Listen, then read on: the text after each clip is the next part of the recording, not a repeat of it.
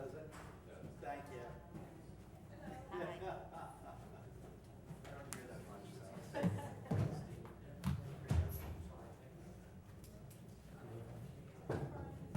Hey, Kelly. How are you? Good evening, ladies and gentlemen. Please stand. Join the board in the pledge. Hand over your heart. I pledge allegiance to the flag of the United States of America and to the republic for which it stands, one nation, under God, indivisible, with liberty and justice for all. Please remain standing and join the board in a moment of silence as we honor our veterans, our first responders. And this week, we ask you to keep in your thoughts and prayers all those that we lost on that horrific day on September 11th, those that continue to suffer from the effects of that day.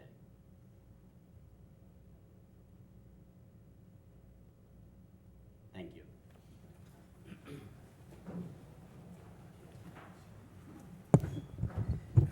Good evening, ladies and gentlemen, and welcome to our public hearing.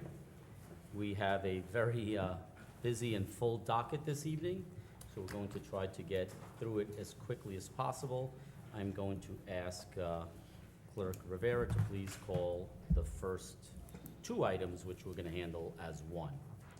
Application of Donna Wu for a special use permit pursuant to Chapter 550 of the Code of the Incorporated Village of Mineola, entitled Zoning, Section 550-12, entitled B1 District, subsection B, to establish medical office exam rooms upon the property known as 85 East Jericho Turnpike, Mineola, New York, known and designated on the Nassau County Land and Tax Map as Section 9, Block 269, Lot 6, and also application of Donna Wu for a special use permit pursuant to Chapter 550 of the Code of the Incorporated Village of Mineola, entitled Zoning, Section 550-12, entitled B1 District, subsection B, to establish medical office exam rooms upon the property known as 89 East Jericho Turnpike, Mineola, New York, known and designated on the Nassau County Land and Tax Map as Section 9, Block 269, Lot 7. Thank you. Mr. O'Keefe, certificate of mailings for both? Thank you. Mr. Givens. Nassau County Planning Commission's issued a local determination. I'd ask for a resolution of DeSequa declaring this a Type 2 action. I'll entertain a motion. Motion. Motion by Second. trustee Salaski, second by trustee Casato. All in favor? Aye. Any opposed? Motion carries.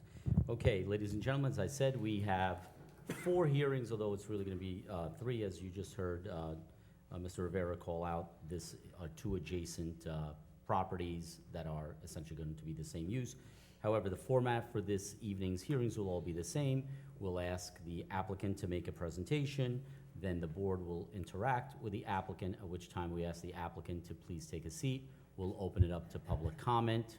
We'll invite the applicant back up to address any concerns or questions from the public, and at that time, the board can also have some further questions. So, so if you are here from the public, you're going to speak, please speak to the item that is being discussed. In this case would be 85 and 89 East Jericho Turnpike. So I'd ask the applicant for Donna Wu to please come up.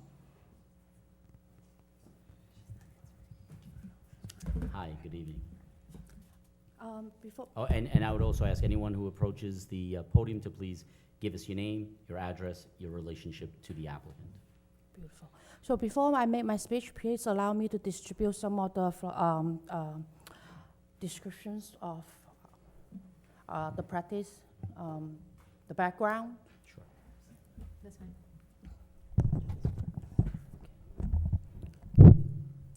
Hello, ladies and gentlemen. Thank you for having us here tonight. My name is Jing Xie, J-I-N-G, last name X-I-E. I'm the architect representing Miss Donna Wu right here. She's the business manager of the medical office. Your name and your address. My name is Donna Wu, and my address, my home address, You can either or business Business address? address is Okay, fine. business address. Currently, our practice is at 4 Ohio Drive in New Hyde Park in New York.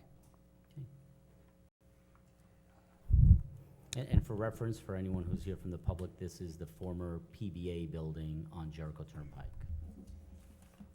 Thank you for. Police Benevolent Association, that was their office, they moved out, this is, so for you to see where this is at. We will say thank you for the great opportunity for us to present it, and then thank you for DPA that released the building on the market. So my client Donna Wu has a chance to get this great location, and their plan is to turn the building from a DPA office to a medical office. And the office they are going to be in is a neurosurgical surgery and spine by Dr. Louis Nuruk. And Nkrumah. Apologize. Dr. Nkrumah.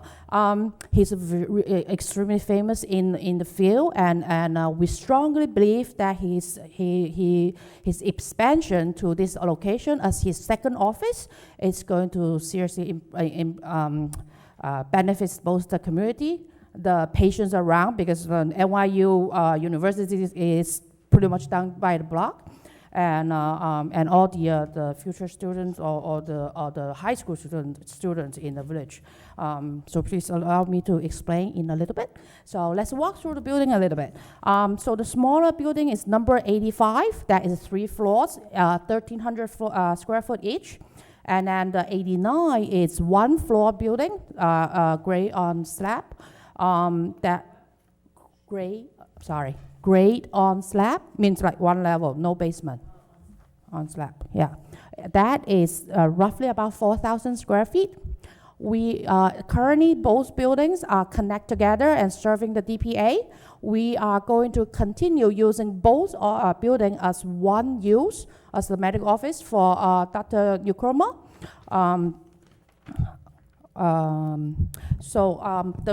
The floor plans here on the drawing is the existing condition of the current building. Since my client is under contract to purchase the building, so we did not get into the detailed design of how the interior layout is going to be. However, what she proposed is we are going to fit 8 to 10 exam rooms into the number 89, which is the 1 floor building. That also going to contain the nurse station, the checkup space, the reception area. That 1 floor is going to serve as the major circulation for all the patients and the doctors. So the smaller building next door, right next to it, the number 85, since they have a heavy bearing wall in between those 2 buildings, that we try to keep that building as more like administration offices, doctor's offices, conference rooms, maybe may or may not be some small lectures for Dr. Nkrumah, which I'm also going to explain his intent of using the building. For his practice, his office opens from 9 to 5, Monday to Friday, so there's no weekend appointments. The office, his maximum goal is going to have 2 to 3 doctors practicing in the building, and each doctor will have 2 PAs that helping the doctor, and also that we're going to have 1 receptionist, 2 administration. Yeah. Okay. So sorry. So yeah. So right now it's just him, but we're expanding. So the goal is to expand to at least 1 or 2 more doctors for a total of 3. Each will have their own PA, which is a physician assistant, and then each will also have 1 medical assistant in terms of rooming. So, and then we'd have to have a front desk person, and then 1 or 2 administrative. So our calculation for the maximum staff is about 9 people. However, that 9 doesn't mean that all 9 is going to present in the building at the same time. Majority of the time, the doctors will be either in the operation room or in the first office, which locates in New Hyde Park. So it's going to be a rotate. So we are at the beginning, we are looking to keep 1 doctor at the site until it fully grow. It will expand to maybe 9. But since there are a lot of time, like 50% of the time, they are going to be in the operation room. So we will say we have not that heavy traffic coming in. Another thing is like each doctor, they are going to have each doctor is going to see the patient roughly between 30 minutes to 60 minutes per patient. So the maximum patients one doctor is going to get in 1 hour is roughly about 4, because one PA is going to prep for the room, so 2 PAs per one doctor, and then 30 minutes, so it's come up to 4. So if they have two doctors, then we're expecting about 8 patients. That is really pretty much the maximum that they are planning for the building.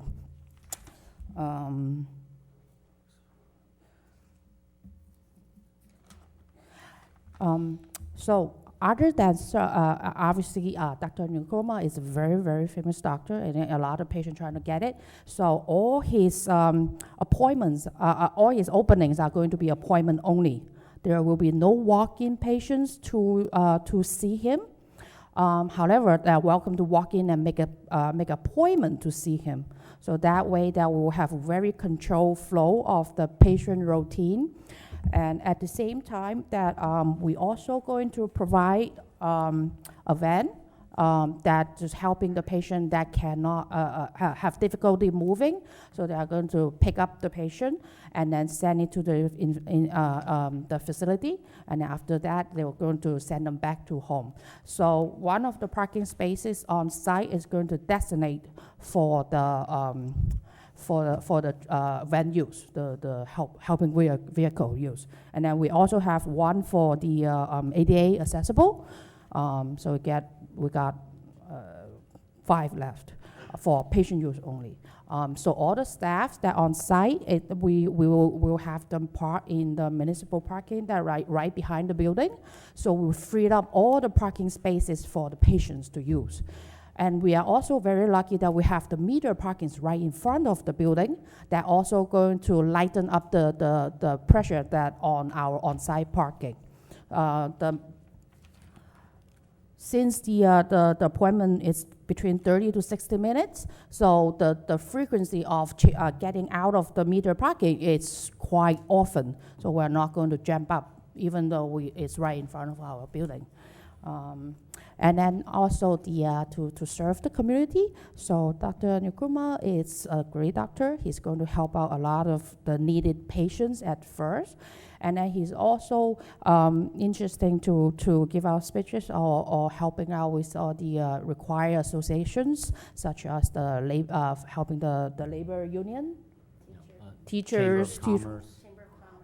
yes. So thank you. He's going to give out lectures, informations to the people that in those associations that need help, so they know when to see him, what to be careful, and then what are the tips or signs that it's something major probably going to go take place. And at the same time, he's also welcoming all the new generations to visit, observe, and learn from him. That's why the smaller building that we designed it's quite some square feet, but we designed it to encourage we probably are going to have a small lecture room so that he can give out all his information and lectures to the students, and he's going to have the medical students to follow him and then learn from him. And he also welcomed all the high school students who has interest to become a doctor or become a neurosurgical doctor to come in and take, tours or maybe interns? Shadowing to his great work. And I think this will conclude my presentation. And please allow me to turn the road to Ms. Donna Wu, and she's probably going to give out a lot more information than I do. Thank you for the board. Oh, one more thing, sorry. So since I'm here, that means the building is going to receive substantial improvement to make it a beautiful building to the village and bring it up to all the codes, the handicap code, obviously, and the energy code, building code. First, our target is to dress up the interior, make sure that it's functional and beautiful. And when the time comes, we may change the exterior appearance to bring a fresh look as well. However, like any other project, we got to make sure the business success first. So the exterior appearance will be the phase 2 project to my client. So when they are ready, then we are going to present to Mr. Liam and then also the Architecture Review Board, and hopefully we got blessing to dress up the building. Thank you. Thank you. Hi, my name is Donna Wu. I'm the manager of the practice, Nkrumah Neurosurgery and Spine. That's Dr. Nkrumah right there. He is the face of the practice. And he, as you can see in the pamphlet, he's very well trained, having first gone to Yale University and then Albert Einstein Medical School in the Bronx, Johns Hopkins for some ENT training, and then Emory for neurosurgery training, and Virginia Mason for complex spine training. He's established himself here in Long Island. He's been here since 2020. He has affiliations and privileges at several hospitals throughout. You can see St. Francis, Lenox Hill, Mount Sinai South Nassau, Huntington Hospital, and Long Island Jewish. He gets referrals from those hospitals as well as surrounding practices and specialists. And in fact, I would say he's established himself so well that a lot of hospital staff and employees will refer their friends and family to him directly because they know that he's the one to go to. I'm very proud of him, as you can see. So we are excited that he's done so well. We're looking to expand. So we'd like to expand into Mineola with the building 8985 on East Jericho Turnpike. We're very excited to acquire this building. We're under contract, and we're hoping you'll grant us the medical office use so that we can do this. We think that the location is prime and ideal for us and for our practice to grow. We would really like this to be our flagship office. So we really want to make it very nice. That's our goal. Thank you. I really appreciate that, and thank you, Doctor, for choosing Mineola. As you said, it is a prime location. The village is a prime location in central Nassau County, access to Queens, Suffolk, New York City by train, Yes. and certainly the location that you're choosing is also very well situated. So again, thank you for choosing Mineola. We do appreciate it. You know, as a history teacher, I teach about Kwame Nkrumah, who is the leader of Ghana, the revolutionary leader of Ghana. So to come across that name, no relation. No relation, okay. But same, well, I figured that. So for the history geeks out there, Kwame Nkrumah. Anyway, I don't really have any questions. You know, you're here, and I appreciate the depth and breadth of your presentation. You're really here for a special use permit, and because it is a medical use, it is required under our code for a special use permit. I think that this is a great use of that building, that facility, which has been vacated. The particulars, I'm going to ask you and go on record to, and you alluded to it, to talk to our building inspector, our building department. So when it comes to obviously any plumbing, electrical, you know, renovations, construction, and then most importantly, signs, because that's what the community sees. So make sure the signs are approved by Mr. O'Keefe. What we found, and I know that you're going to add doctors, we don't want, you know, there to be, you know, 5 signs for 5 different doctors in 5 different colors, and we want to make sure that it's organized, that it's tasteful, that it's well done, and obviously this is, you know, a neurosurgery and spine doctor, so I'm sure that with Dr. Nkrumah's credentials, it is going to be just that. So you answered most of the questions, so the hours Monday to Friday, 9 to 5, you'll have about 9 employees. We will have to work out, you are correct that there is a municipal lot in the back there. That municipal lot, for people who live around there, does present some challenges because we do have some contractors who park overnight. They should be gone by the time that you open, so it should be complementary to that use for residents and others who do use that lot to park overnight. Shouldn't be a problem, but we'll talk to our parking supervisor to make sure that it's smooth, and if we have to tweak the uses, we will do so. If we have to issue permits, we can do that as well. But I do, what I want to encourage you to do is to encourage your staff and your patients to not park on Pershing Parkway. To either park on Jericho Turnpike, where you said use the meters, still pretty cheap, $0.25 for half an hour, it's not so bad, or use your spots behind your building, or use the lot immediately behind that. The only question that I have would be, how much garbage is produced in a facility like this, and how are you going to handle it? Obviously, there's medical waste that will probably be picked, not really, yes, yeah, I don't understand. So tell us what kind of garbage you produce, paper, you know, things of Mostly that nature. paper. And in your current location in New Hyde Park, how do you dispose of it? Is it It's the, general waste. and it goes through the New Hyde Park garbage district? Like, in other words, the local Yes, sanitation department picks it up? Yes. You don't have a private carter, you don't have a dumpster or anything like that? no, Okay, so that's fine, you can continue to do that. We'll just ask you, and then if we need to, you can come up here, you can call the clerk's office. Garbage has to be in containers, it has to be out certain days, at certain times, and certain garbage, you know, you're gonna have to follow the regulations that we have. You Sure. are in the commercial area, so I believe that you get pickup 5 times? Yep, every day, so you'll Great. get pickup every day. Okay. But let's just, you know, if it's cardboard versus general waste that, you know, and we don't want, you know, 300 bags out in front. They We won't should be have in that. containers. It should be neat.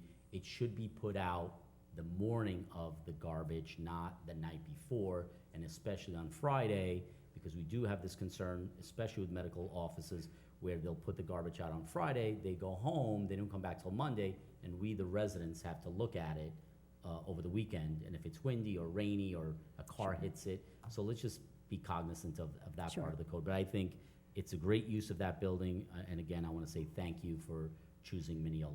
Deputy Thank Mayor? Thank you. Thank you very much for choosing Mineola. We are very happy to have you. You gave a wonderful, thorough presentation, so thank you. I don't really have any questions. Just piggybacking to what the mayor said about the garbage, I just ask you to maintain the property outside of the building. You know, it's the little things like keeping your sidewalks clean when it snows, if, you know, it's Jericho Turnpike, if there's trash that blows your way, if you could just get rid of it for us, if you could just help us keep our village beautiful, of course. we'd appreciate that. But other than that, I have no questions, and again, I thank you for choosing Mineola. Thank you. Thank you to Deputy Mayor. Trustee Casado? I have no questions, Mayor. Trustee Clark? I have a suggestion. Okay. Since you're interested in getting involved in the community, we have a volunteer fire department. And as guys join the department, ladies join the department, they have to get a physical. And it costs them money to go get a physical. So maybe they can go to your practice and get a physical so that they can join the fire department. Just something to think about. That's definitely something we can think of. I'll be honest, if I wouldn't mind coming there to visit, actually to do it, if we can arrange.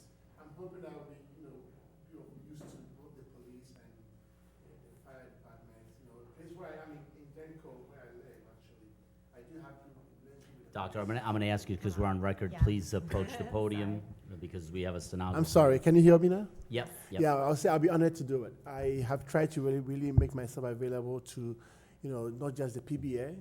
I'm actually, you know, part of the PBA. I carry their so if I'm never ever needed, I have my everything to be available to them, even for trauma and everything. So I hope that I'll be available for both the fire, the police, and the teachers, everybody in the community. So if I could interject here, so as I understand it, are you going to be doing any procedures in the office, or that's what you do at the No. hospital? So it's only consultations? Yes, purely consultation. Okay. Everything I do is in hospitals. Okay, excellent. And second question is, beyond the special use permit here this evening, will you have to get approvals from the state, from the county Department of Health? I mean, I don't know. So we're here I just doubt to it. approve your special use permit. Yeah, I mean, like I said, this is pretty much an office space just to see. It's purely consultation. It's a very dry office. We don't even do any blood draws, nothing. Nothing. It's just see patients and, you know, And then consults. schedule them for if- surgery? Yes, if they need. And I have access to the hospitals within the neighborhood. So Okay. that is what we do. And I will say this, because I'm a school teacher full-time, as I just mentioned, and at Mineola High School, they do have a medical strand, so students can leave school with an EMT certification. They can get credits towards being a PA or a tech or something like that. And they do have in the spring a career fair, so you can certainly participate in the career fair, and then they do job shadowing, usually at NYU Langone or one of the local hospitals, but they are always looking for, volunteers to help enrich the experience of our students. So we could reach out, Thank after you. this. If I'm hoping again that I will really, from here and beyond, we're gonna have a relationship. I'm going to really make sure I reach out to all of you. What are the best ways that we can all, I want to delve myself into to be part of the community in any way possible. Well, you have 3 people on this board who just in the back room were complaining about back problems. So, and we didn't know that you were a neurosurgery and spine specialist. But we're all getting a little long in the tooth here. So maybe we'll be some of your first clients. Anytime. I've had a few mayors from other towns who have come to me actually. Yeah. Well, the weight is heavy on the shoulders. Thank you. My posture is not so good anymore. Thank you, Doctor. Trustee Solosky. Anything else, Trustee? No. Trustee Solosky. I just have one question, and the presentation was great. On the short environmental assessment form, it Yes. says a change of use from police department office to medical school. Oh, did I wrote school? Apologize. It's medical office. Okay, so it's not like you're holding classes Monday, Wednesday, No, Friday, no. where medical students are coming in. No. It's really for what we say about a small conference room / lecture. It's really for the medical students who shadowing the doctor. So those people are going to use it. It's nothing open to public. But that would There's just no be- classes. That would just be lectures periodically. Yes. I'm thinking of medical school where they're coming, like I said, Monday, Wednesday, Friday to the office to learn something. So that is not happening. This would That's not not a be school. considered a medical school. No, it's not. Okay.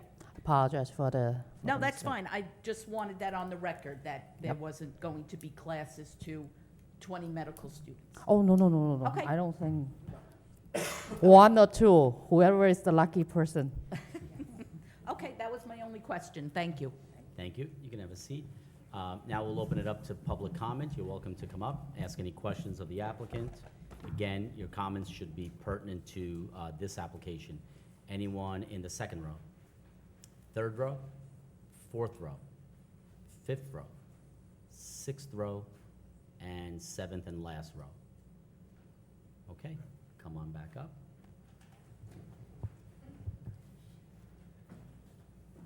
Okay, as I said earlier, this is simply a special use permit that is required under our code. If you were opening up a nail salon, you wouldn't have to be here, but because it is a medical use, you do require a special use permit. I'm glad that that building is going to be occupied after we had a long-term tenant. I'm glad that eventually the building's gonna get a facelift. Not that it looks terrible, but it looks a little dated, and it would be nice to get a more contemporary look. So I'll entertain a motion to approve the application. Motion. Motion by Deputy Mayor Sartori. Do I have a second? Second. Second by Trustee Clark. And this is for both, okay? So we're just voting for both. Mr. Rivera, please pull the board. Yes. Yes. Yes. Yes. Yes. Congratulations and welcome to Mineola. Thank you. Thank you. Thank you. All right. You don't have to stay for the rest of the night, so feel free. And please call the next item, Mr. Rivera.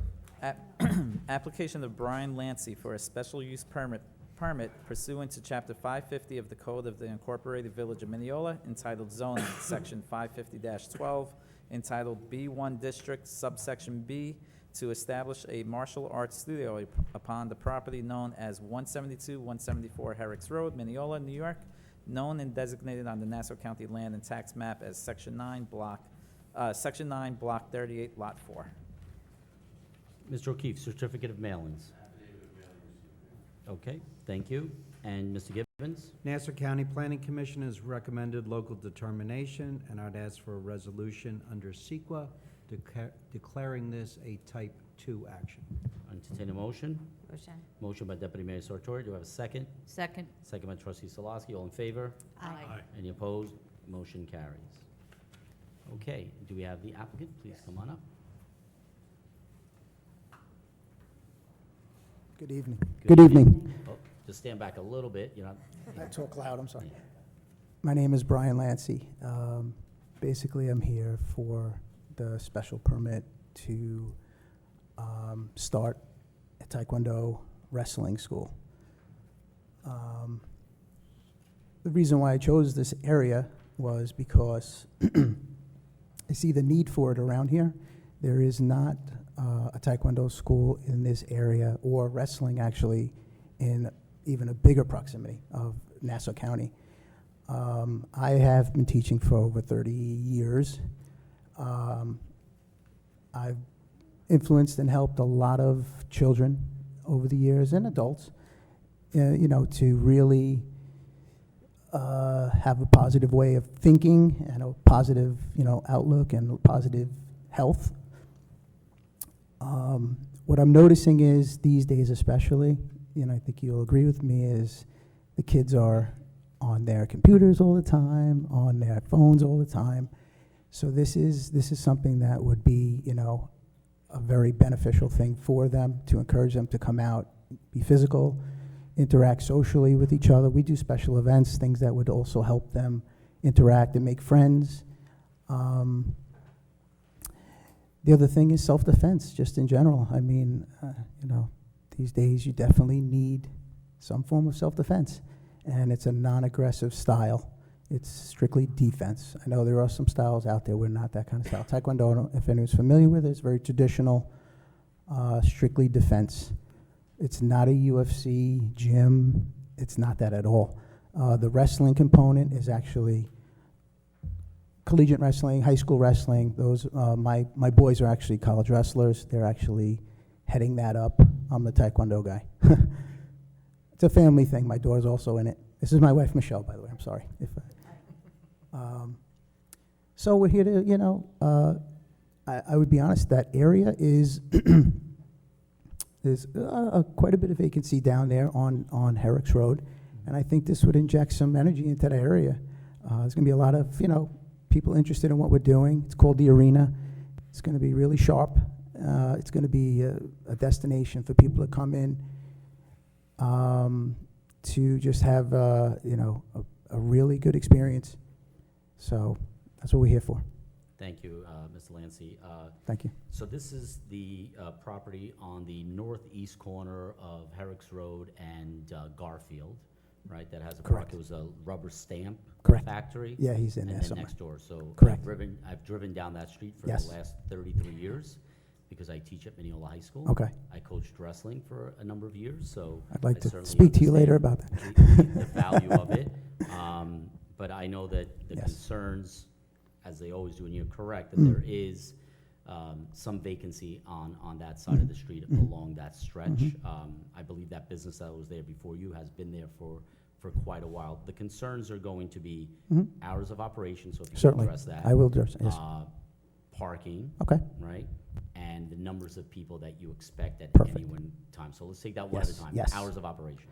So the good thing about what we do is we're actually the opposite of most businesses. We're not a 9 to 5. We're actually like more like a 4 to 9. Right. So the rubber stamp guy, for instance, he's over there, Robert. He doesn't have any foot traffic. There's no conflict with him. There's a doctor's office in the front. Mhm. He actually closes at 4. There is a hair salon, something with the parking lot there. They close at 4. Everything else is kind of spread out. There's nothing around us at that, you know, area. So we're opposite of most businesses, which is beneficial to, you know, to us as well. So you think, so your hours of operation during the week will be, give or take, Yeah. 4 to 9? Yeah, on that 4 to 8:30, 8:39, depending. Yep. And on weekends? Weekends we'll do roughly 10 to 1, something like that, which, again, those companies, those businesses I spoke of are closed. They're not even open on the weekends. Including Sundays? You'd be open on Sundays? I try not to, honestly, because Sunday's family day I for think me. the residents would Yeah. appreciate that. Yeah, I have no problem, yeah. That's and I think your wife would, and your kids. Yeah, and oh everybody yeah, else would oh yeah, I have 3 appreciate kids, yeah, so that. Right. it's important. How many people, Yeah. what does a class look like? We do have a Taekwondo here in Mineola, right, on Jericho Turnpike. That's Yeah, where he's- the deputy Deputy Mayor and I met when our Okay, boys yeah. were in Taekwondo. I know how far that is. That's Right, it's quite very a far. distance It's very down. far I know, from I'm us, aware yes. of that. And that was the other thing. I looked around and I knew not to do that to anyone else, to be like on their foot, on their doorstep. That's just a respect thing for everybody. So this location has that ability, we're not. So you're looking at smaller classes at times because I break things down by rank. Right. So I don't have everybody coming at once. That's never the case. The wrestling is the same thing. So age and rank. So age is for wrestling strictly, and some experience level depending. So if you have 10 at the same time, that's a good class. But you can do that 3 or 4 times. And a day. classes are going to be how long, 45 minutes? Yeah, 45 minutes with 15-minute gap between. Right. So for coming and going, traffic, whatever it is, Okay. for traffic. Any special events, like birthday parties and things of that? We do special events. Birthday parties, depending, I think in the afternoon on Saturday would probably be, or maybe just an early Friday. I'm not sure yet. I really, thinking about that a little Will you bit. be selling any prepackaged food or any beverages or anything like that?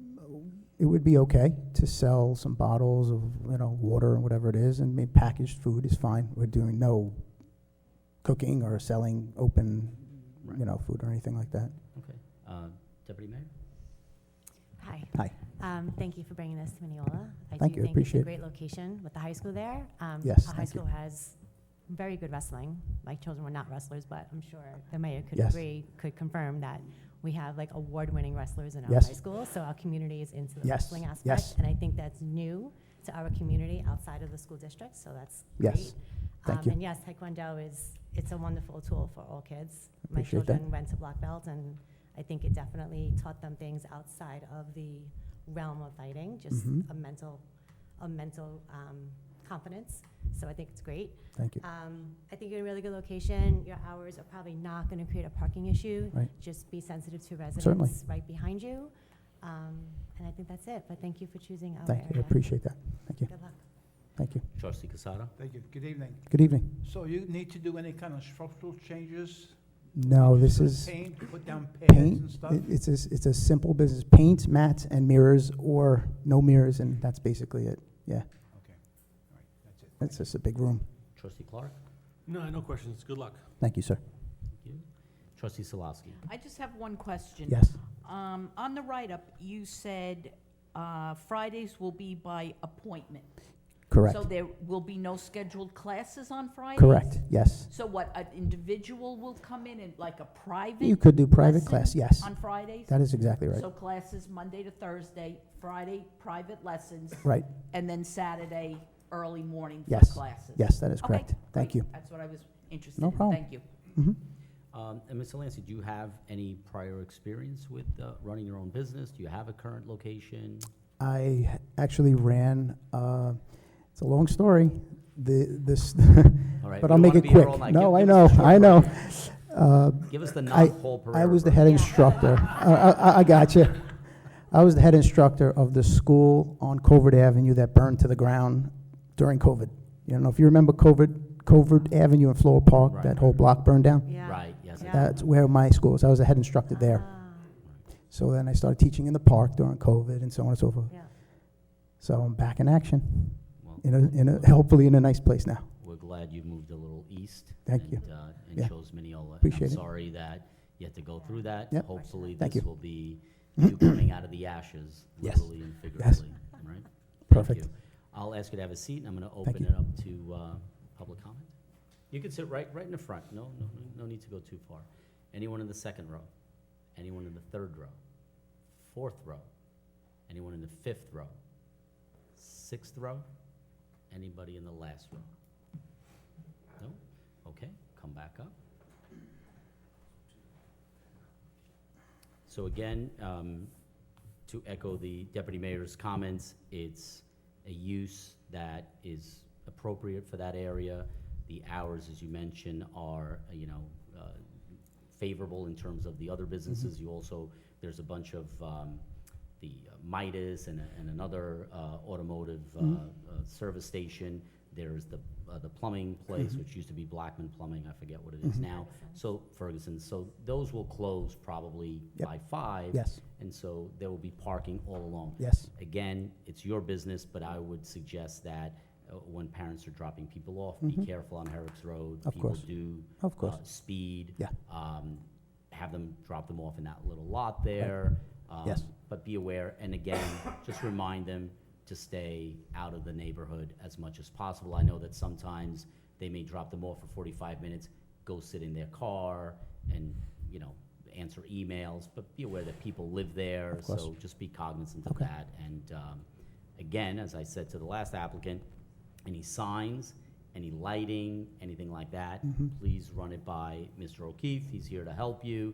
Let's make sure. I noticed that there's some work being done already on the building there. There's some improvements maybe on the building next to you. No, yeah, that's the parking Next lot. door. The He- parking yeah, lot, he had a right. dumpster there for a while, Okay, yeah. exactly. But just make sure Sure. that you do everything so you can open course. as soon as possible. And Thank you. what do you anticipate, if you were to get the approval today, Mhm. when would you anticipate opening? I would How go long in do you think there it's gonna and I take? would really try to make, I have to just basically lay out some padding to get started and get people interested in coming down, that's it. Just as initially, Okay, but I have to keep just painted and pads. okay, sounds good. Well, when you do have a grand opening, Yes. let us know. We'd be glad to go down I would there love for a that. ribbon cutting, That get you would some be- press. that would be wonderful. You got Thank the you. press here, so Yeah. it would be great. That would be Reach great. out to the school district, to the wrestling program. Yes. And I think that would be I good. appreciate The it. Chamber of Commerce, of course, we have a street fair coming up in October. Okay. It may be in time for you to be able to purchase a booth to just have some flyers Yeah. and, get yourself started. It's right here on Jericho Turnpike. Definitely. Literally thousands of people come down, so Perfect. although it's not by where the business is, it would be a good way for you to introduce yourself to the community. Okay, Okay? Thank you. Welcome to Mineola. I appreciate it. Well, not yet. I'll Yes. entertain a motion to approve the application. I'll make that motion. Motion by trustee Casado. Do I have a second? Second. Second by trustee Clark. Mr. Rivera, please poll the board. Yes. Yes. Yes. Yes. Yes. Congratulations. Thank you. Welcome to Welcome. Mineola. Appreciate it. Thank you, Good guys. luck Good to you.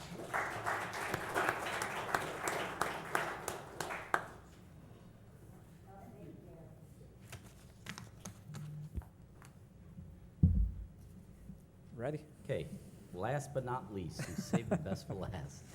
Application of Eden Blue LLC for a special use permit pursuant to Chapter 550 of the Code of the Incorporated Village of Mineola, entitled zoning, Section 550-15.1, entitled Downtown Overlay District, to construct a 6-story, 204-unit residential building located upon the property known as 110 Willis Avenue, Mineola, New York, known and designated on the Nassau County Land and Tax Map as Section 9, Block 452, Lot 615.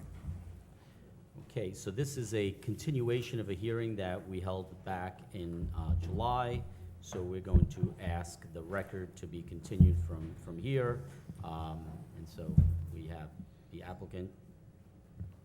If I may, Mayor? Yeah, oh, yes, because since then we've had Nassau County. Mr. Yeah, Gibbons. since then, Nassau County Planning Commission has recommended local determination, and I would also offer the following resolution with regard to our CEQA review.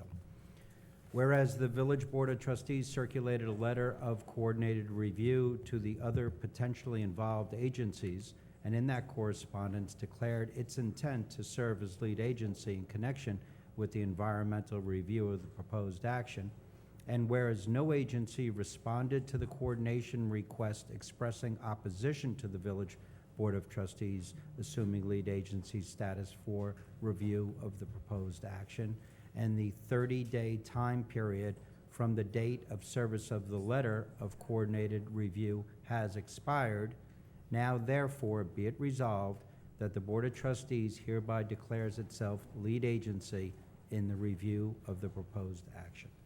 Okay, I'll entertain a motion to declare this board lead agency. Motion. Motion by Deputy Mayor Sartori. Do I have a second? Second. Second by trustee Salaski. All in favor? Aye. Any opposed? Motion carries. Thank you, Mayor. Anything else, Mr. Gibbons? That's it. That's it. Okay, thank you. Mr. Martins. Thank you, Mayor.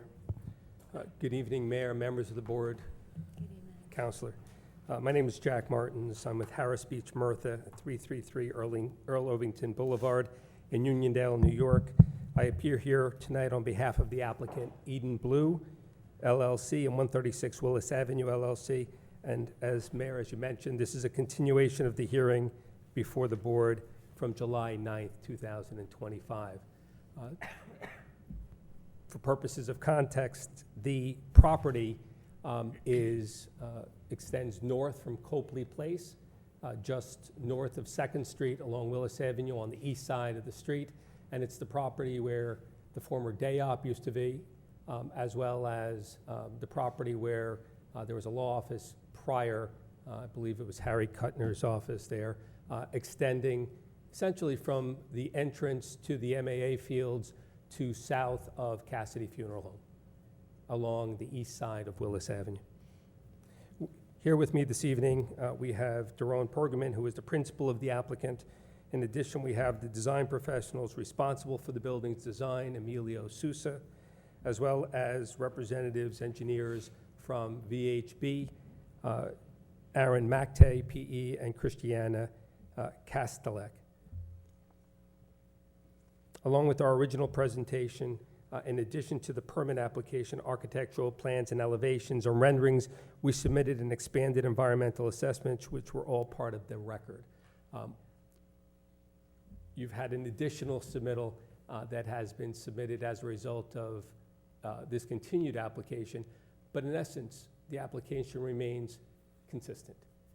Originally, the building that was proposed was aesthetically different than the renderings that are behind us.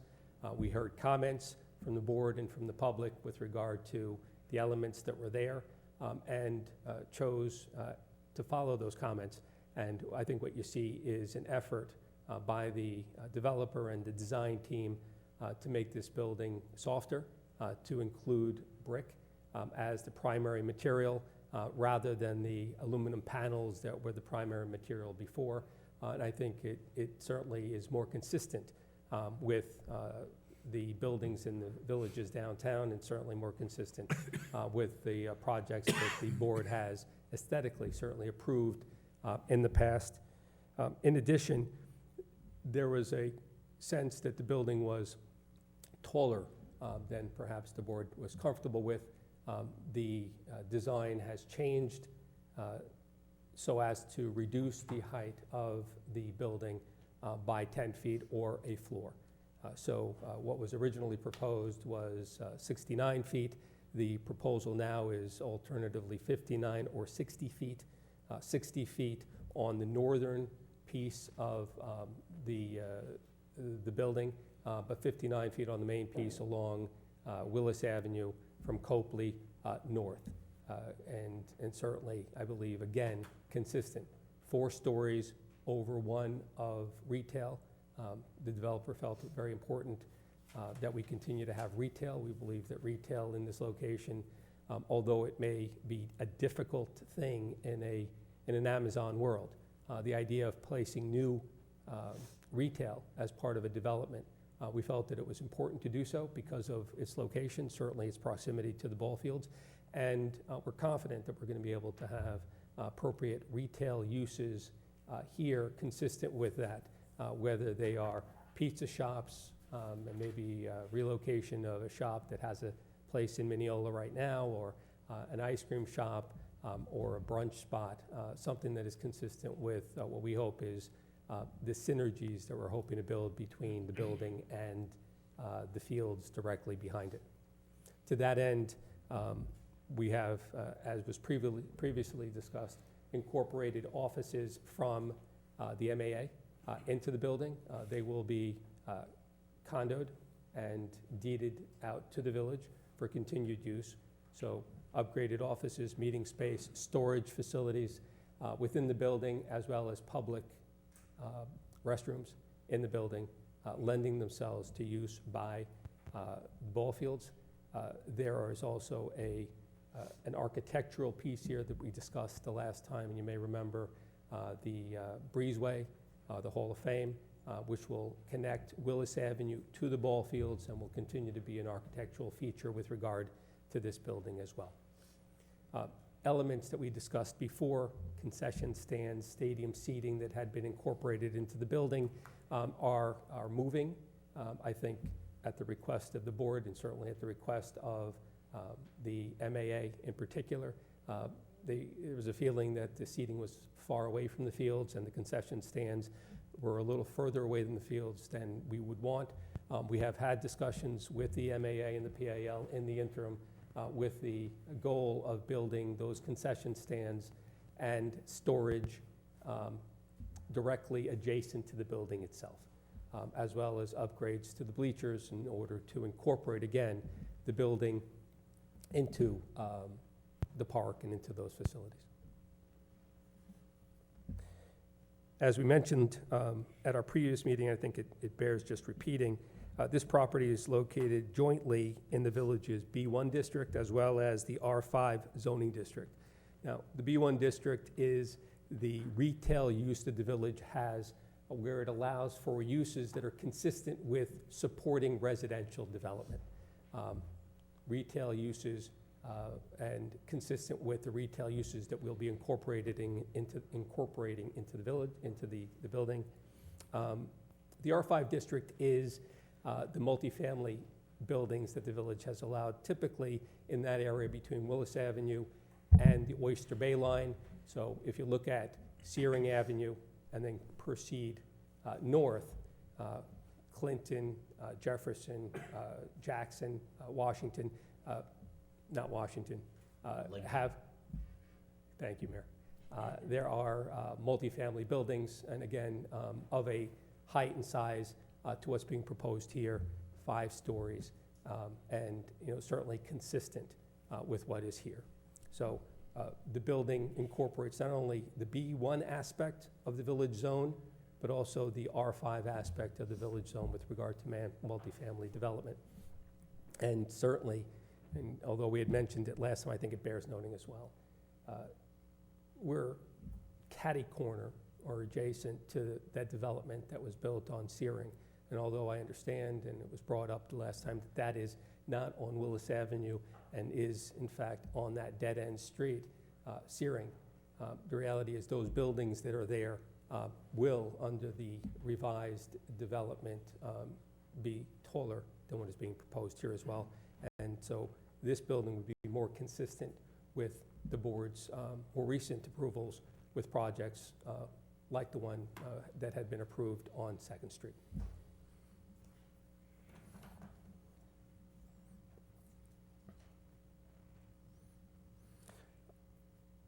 The building as originally proposed was 204 apartments. The revised building, or the amended plans as they're being submitted today, are 200 units. The developer and the design team lowered the building by 10 feet by removing that floor, but in doing so, reoriented the internal layout of the building by removing parking that had been put in the northern portion of this building, substituted apartments there, and chose or opted to build more parking below the building, so they're actually going deeper to get the additional parking. So although the building is 10 feet lower and a floor less than what had been proposed, the approximate number of units didn't change by much, and the number of parking spots remains what was proposed with 378. What is being proposed today is 377. So relatively consistent in keeping with the village's code or their preference under the overlay zone, 1.5 units, 1.5 parking spots per unit, 200 units, that's 300 spots, which leaves the additional 77 spots above what would be required by the village in keeping with their overlay zone and their requirements for multifamily development. The access to the residential parking, that is parking for people who live in the building, will be accessed through Willis Avenue. But we are, as we suggested the last time as well, suggesting a connection between the village's parking and the rear of the building, extending the parking into the building itself for an additional 29 spots. So those spots would be provided to the village. We would provide an easement to the village, allowing the village to use it, maintain it, meter it, but use it as an addition to the parking that it has. The village has 111 parking spots around the ball fields right now. This would add the additional spots, as again, another effort to join what is a rather unique spot within the village into this building, and to incorporate not only the MAA offices,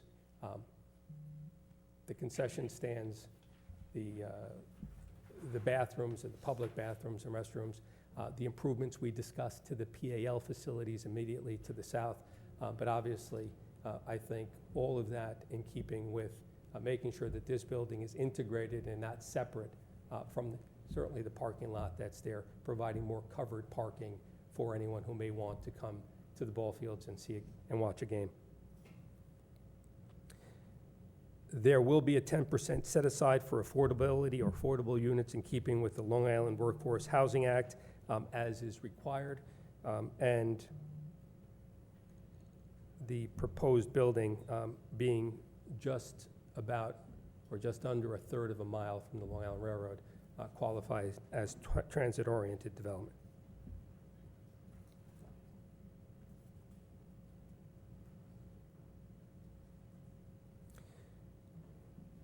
Consistent with our July 9th hearing, it bears repeating that the application for a special permit is brought pursuant to the village's Downtown Overlay District, Section 550-15.1, and the standard the board is to consider as in granting a special permit is codified in Section 550-55. We reviewed the standards extensively in our prior hearing. We won't necessarily need to get into them again. I know the board is familiar with them. And since the application effectively, if anything, is less impactful given the reduced height and given, I think, the renewed aesthetic, the same discussions we had previously and the arguments that were made at our previous hearing certainly apply. And Mayor, I would ask the board to consider those arguments. Happy to discuss them.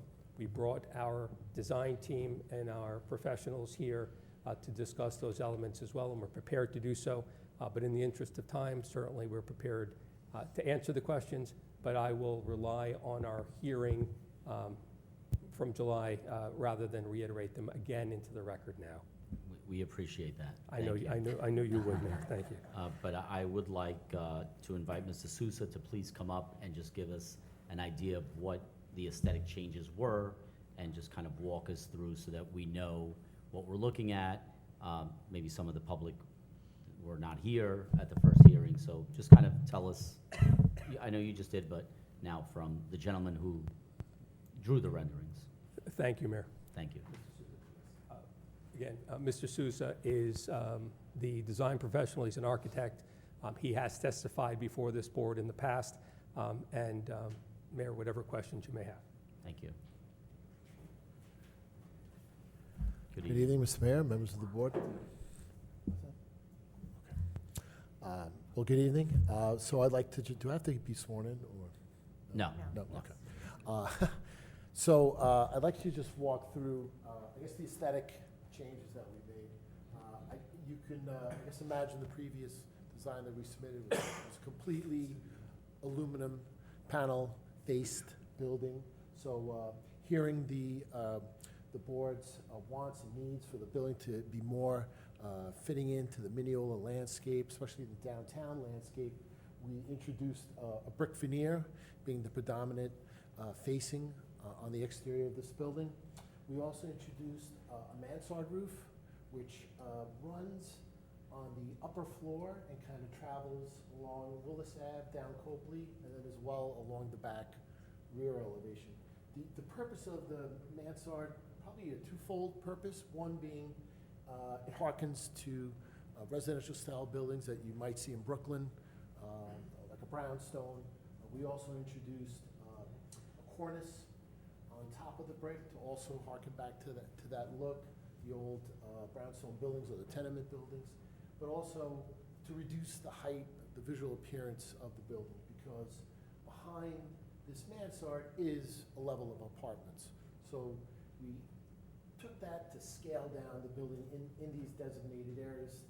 We have the full height here, but we thought that a combination of the cornice with the mansard would really. Just try to I'm keep, sorry. yeah, stay Yeah, there. the cornice with the mansard would be an effective use to scale the building down, but also a play on, undulating heights, if you would, along the front.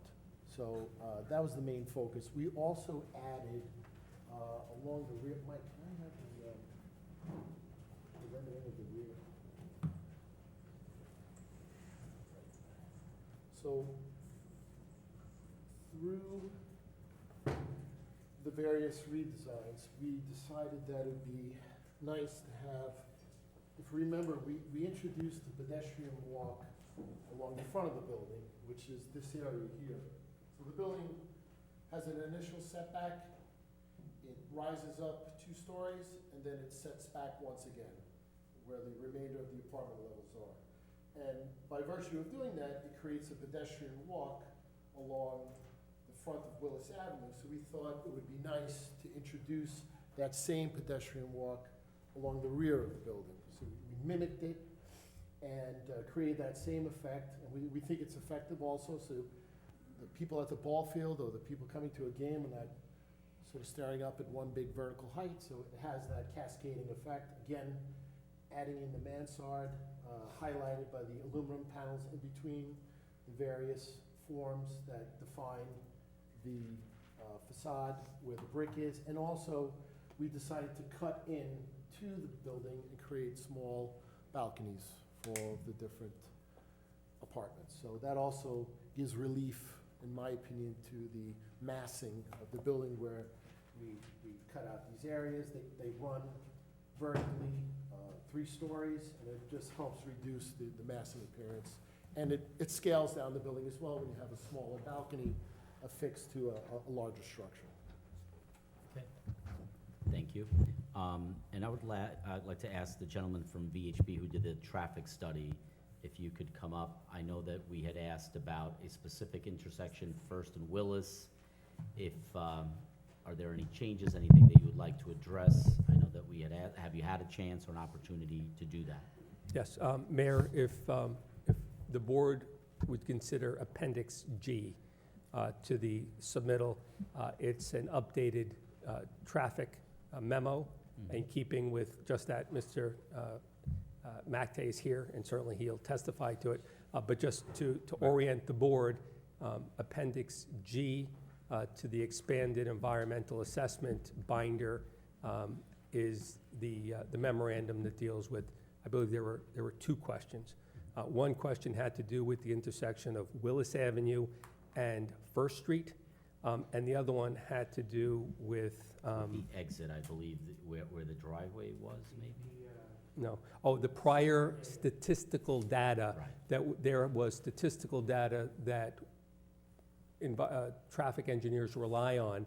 And there was a comment made that the data points were more conservative than the actual data that we had, and the board wanted to have a reference to the actual data. And Mr. Macte went back and referenced some of the other projects that VHB has worked on in the village and compared those to the traffic data, the generic traffic data, to show that the generic traffic data is actually more conservative. Mr. Macte. Thank you.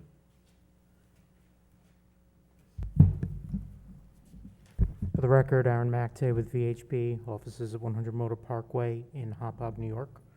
Not to repeat everything, but what Mr. Martin said was exactly correct. We did produce that letter to provide that additional information.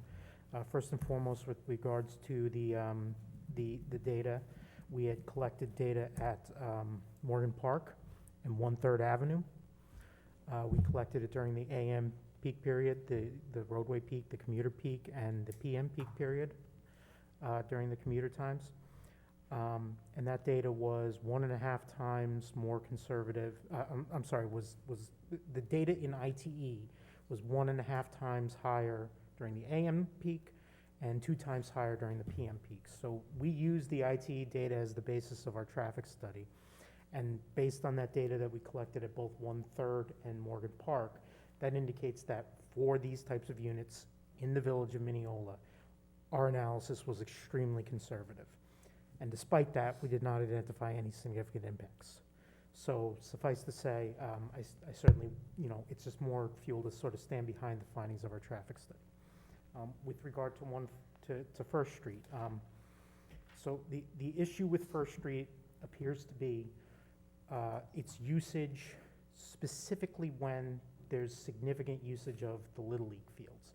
First Street is offset from the driveway to this Mineola Athletic Association fields, and it creates sort of like an offset intersection. In general, the 2 freeway intersections that are formed by the driveway, which is a one-way enter-only driveway, and First Street are offset enough that in general operation, they don't conflict with one another. Sure, sometimes someone will make an awkward turn, but in general, that doesn't happen nearly as much. What's happening when there's a significant event at the Little League field, you're getting people filtering in through the community, they're trying to cut across, and they're trying to sort of make that quick S-turn to get in, and that causes problems. The thing about that is that's unique to when the Little League fields are being used, and when the Little League fields are being used, generally it's off-peak from the roadway, which is off-peak from when our development will be generating its peak of activity. So at the times when this is an issue, and I'm not, I said it last time when I was here, I'm never saying when I get up here that there's no traffic. My traffic studies acknowledge that there is traffic and there is congestion on the island. What I am saying is the findings of our study say whatever the baseline condition that we see and project forward to the future is, we don't expect it to be exacerbated by this project.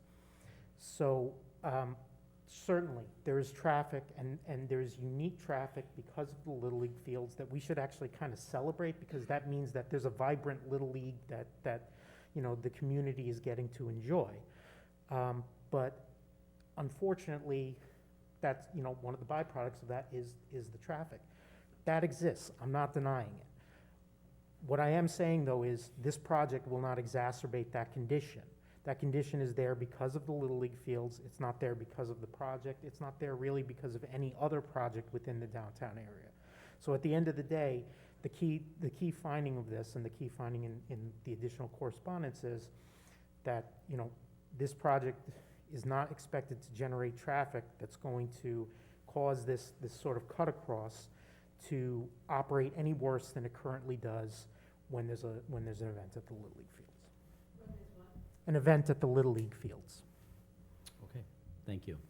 And we'll ask Mr. Martins to come back up, and then I'll Hey, open it up. excuse me, Yep. I'm sorry, sir, with all due respect, I can't believe that. You can't move on First Street as it is. And to say that it's not gonna Exacerbate. I have to disagree. I think First and Willis is gonna be a major issue. That's my opinion. And no due respect. You do your numbers, I know what you gotta do. I think First and Willis is gonna be an issue. I respect your opinion, and I understand it. Because you can't move now. Right, but that's sort of the point that I was just making. To whatever extent there's existing congestion, it's because of people cutting across, it's because of the traffic coming to the Little League fields. At the times when that happens, the new residential units that we're proposing and the commercial uses will be generating less activity than their peak usage. So it will only be a few more cars on Willis Avenue traveling north-south. So what I'm saying is those few extra cars aren't going to make it more difficult for them to turn and then turn into the site from First. It's already difficult. I'm acknowledging that. Believe me, I understand. What I'm trying to say is that the few extra cars that are generated by this use during those times won't make it function any worse than it currently does. All right, thank you. Appreciate that. Thank you. Thank you. On that last point, I'm just going to take my own personal experiences on First Street, and I have visited First Street recently, often, and I have visited those sites. I have visited the Portuguese Heritage Society, which is immediately adjacent on the corner of First Street and Willis Avenue. I've traveled that area. I have seen the traffic that exists, and I am certainly aware of the traffic that exists and existed on Willis Avenue prior to the grade crossing elimination projects being installed, and how traffic used to extend all the way back to Jackson Avenue because of the lights. But I have yet to see, waiting on First Street, approaching Willis Avenue at that stop sign, where I had more than a couple of cars in front of me, at worst, and oftentimes not even that. I have traveled to the train station coming down Willis Avenue and made a right at Willis Avenue, making a left onto Main Street, and then going into the train station after having passed Fox's along the train main line. And so, yeah, I have used it. I don't see, and again, for respect to anyone on the board who may believe it's something different, where there have been cars that have been piled up to the post office. That doesn't happen, or certainly it hasn't happened where I've seen it. I have been there when we've had Little League games. I have been there when we have had other events. So I will leave it at that. We've all had our own experiences in that area, and I will leave it to everyone's recollection as to what First Street and Willis Avenue actually looks like, absent whatever there may be. I have been there when Corpus Christi has let out, and the church has let out, and people have left en masse from church, whether it is a Sunday Mass or other Mass. I just don't have that same experience, and I apologize for that, but I do want to at least leave that on the record. Well, Mr. Martins, we have to remember that there's a 4-story structure being built across the street from the post office. That's going to add to First Street. When that's built in, what, a year and a half from now, all that traffic is going to be, it's going to dump onto First. I am familiar with that project. Mayor, members of the board, Mrs. Casado, I believe that project is, I believe it's about 20 or 30 units. 30 units or so. And, you know, again, I think the post office and people coming and going from the post office is going to far outweigh however many cars may come or go from an apartment building where people aren't constantly leaving or coming back. Typically, when we deal with residential development, people leave just as they do from our own homes, in our own experiences. You leave to go to work or to go about your business in the morning. You come back in the evening when the work day is done. You may leave for an event if you're leaving, otherwise you're home. The idea that there are cars coming and going at all times of the day for multiple trips hasn't been certainly our experience. It hasn't been the experience we've seen on some of the projects that was just mentioned, including Morgan Park or 1/3, or any of the other projects on Searing Avenue and the like. Yes, there are cars. Yes, they come and go. But the idea that we have that much traffic that comes from these buildings isn't true. And I'll just leave you with this thought, because I brought it up the last time, and I'll bring it up again. I was concerned once upon a time when we built the Intermodal Center, or the MTA built the Intermodal Center in downtown Mineola, and then the hospital came in afterwards and built a 1,000-car parking garage right on Old Country Road, just south of the train station. And then they came back and they put another 2 floors on that parking garage. And I said, gee, gotta be 2,000 cars, maybe 2,500 cars between the 2 buildings, people coming and going, the 2 parking facilities, plus people who come to the train station to pick up their loved ones or drop them off. And even there, with all of the cars that are placed literally in 2 blocks, going out onto 1 traffic light on Old Country Road, we haven't seen that kind of traffic. So I want to be clear about what is being proposed here. I want to be clear about what those impacts look like, and I want to be clear about what the experience and the lived experience has been for the Mineola community for the buildings that we're talking about. And then we can talk about this project in that context.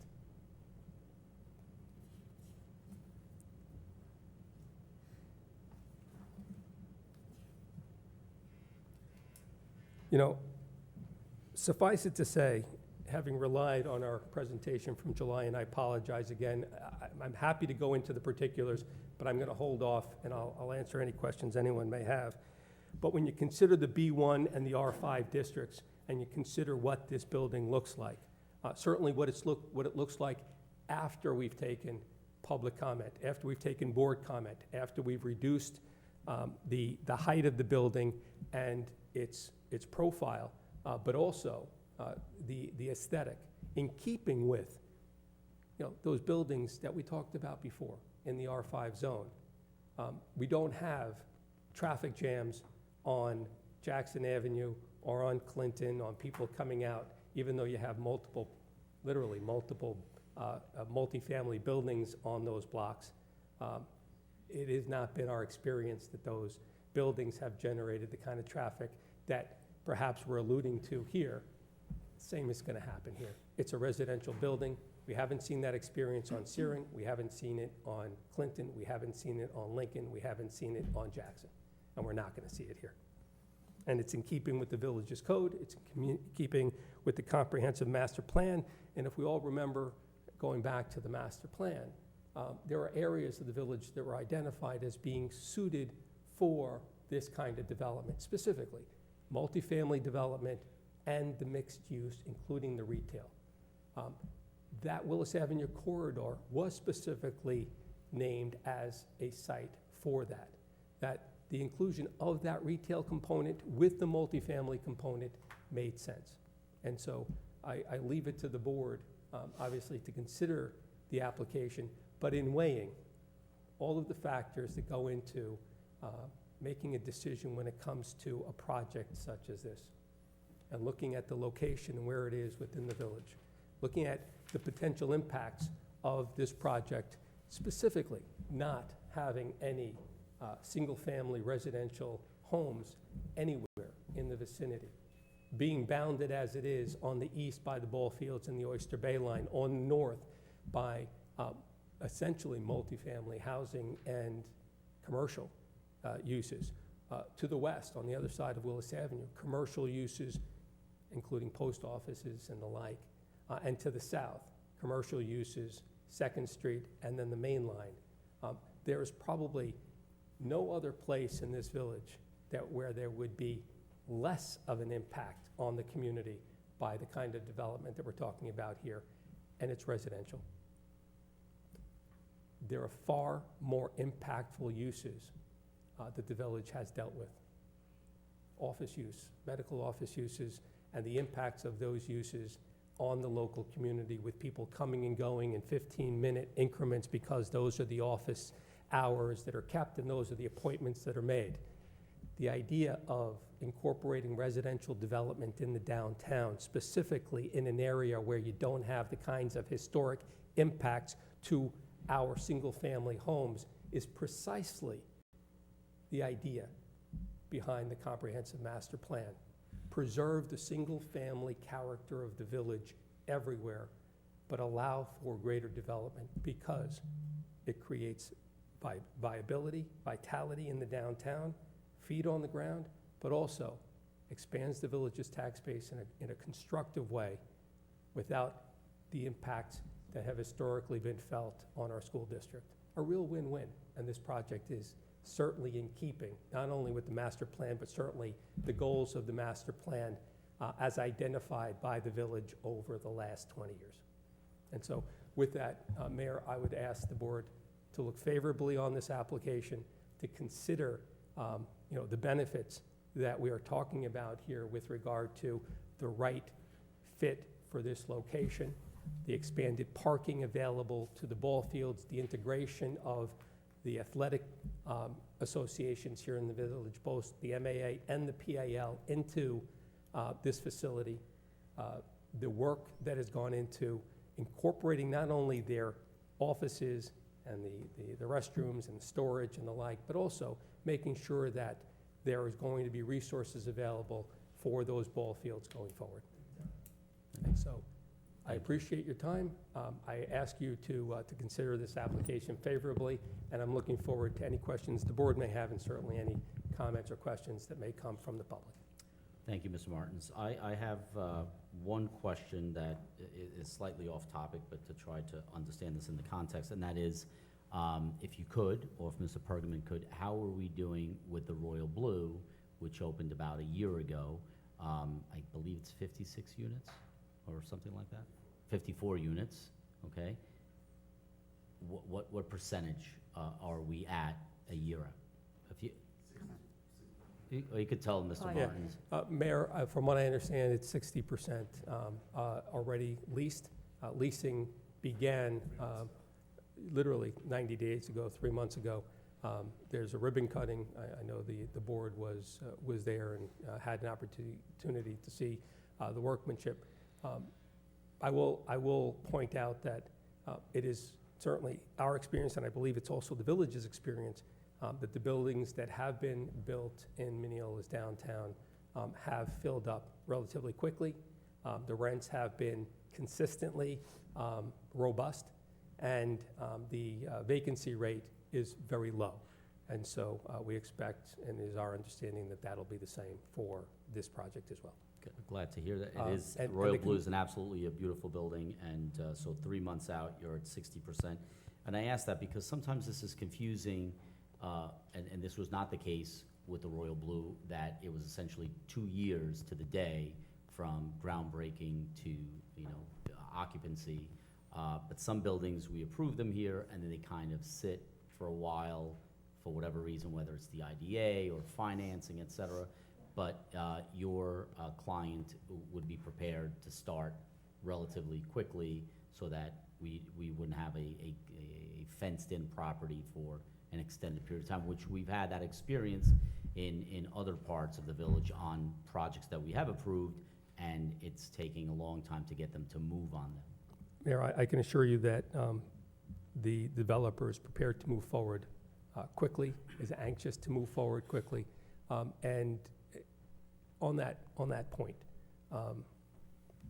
the Royal Blue was built, start to finish in just about 2 years. During that period, I think we all understand, certainly it was our experience, and I hope it was the village's experience as well, that they were good neighbors. They worked well with the village. They worked well with the athletic associations. They worked well with the community in terms of offsetting or minimizing any impacts at all with regard to the construction. You would think that during a construction project that there would be opportunities where there would be points of conflict, where there would be inconveniences, there would be opportunities where they would be in the way, frankly. That didn't happen. And by all accounts, and we've had those discussions with the athletic associations, both the MAA and the PAL, certainly has been my experience in our discussions with the village, that those things didn't happen. I think that reflects the viewpoint of just how this developer approaches construction and their responsibility when it comes to building and to coordinating with the local groups. When do you anticipate an IDA hearing? When would that be anticipated? We have not had an application to the IDA.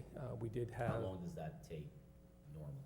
It doesn't take long at all. Typically, the IDA application can be rather quick, but you almost got to wait for construction drawings to be prepared, just because the construction drawings and the values that are tied to the building then also form the basis for the IDA application as well.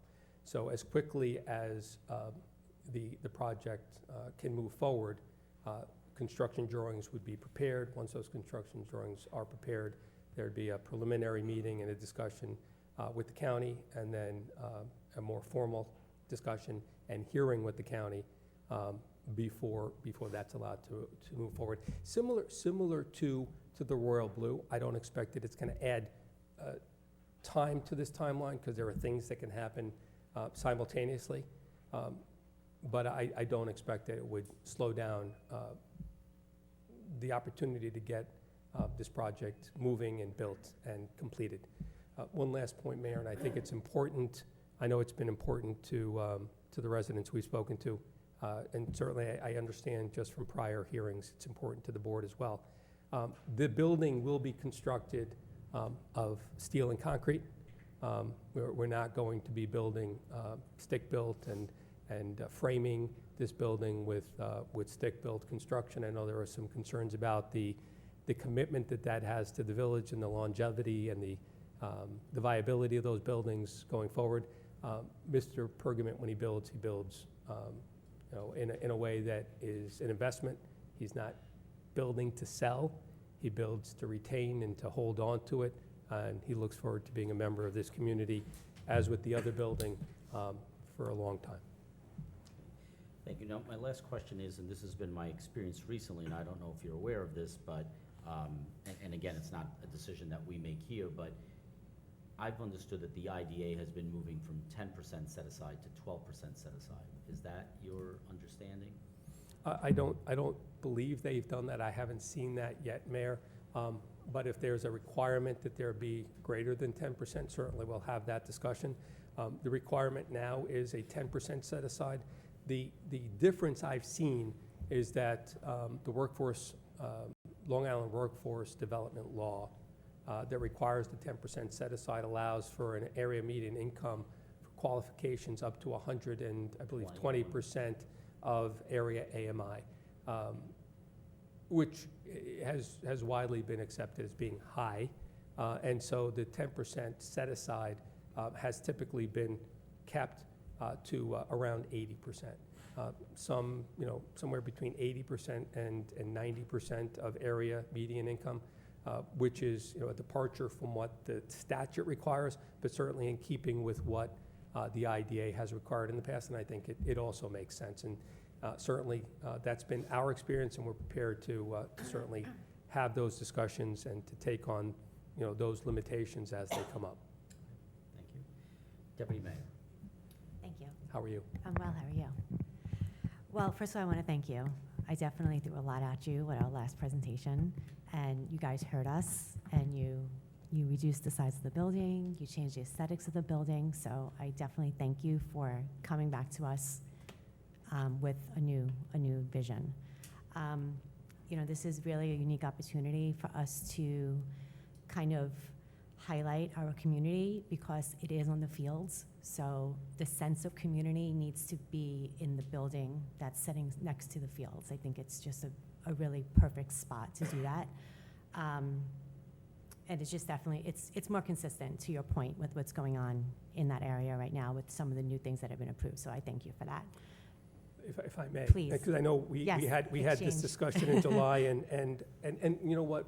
Thank you, because those comments sort of formed a lot of the design changes that went into the building. I think we ended up with frankly a better result as a result. I agree.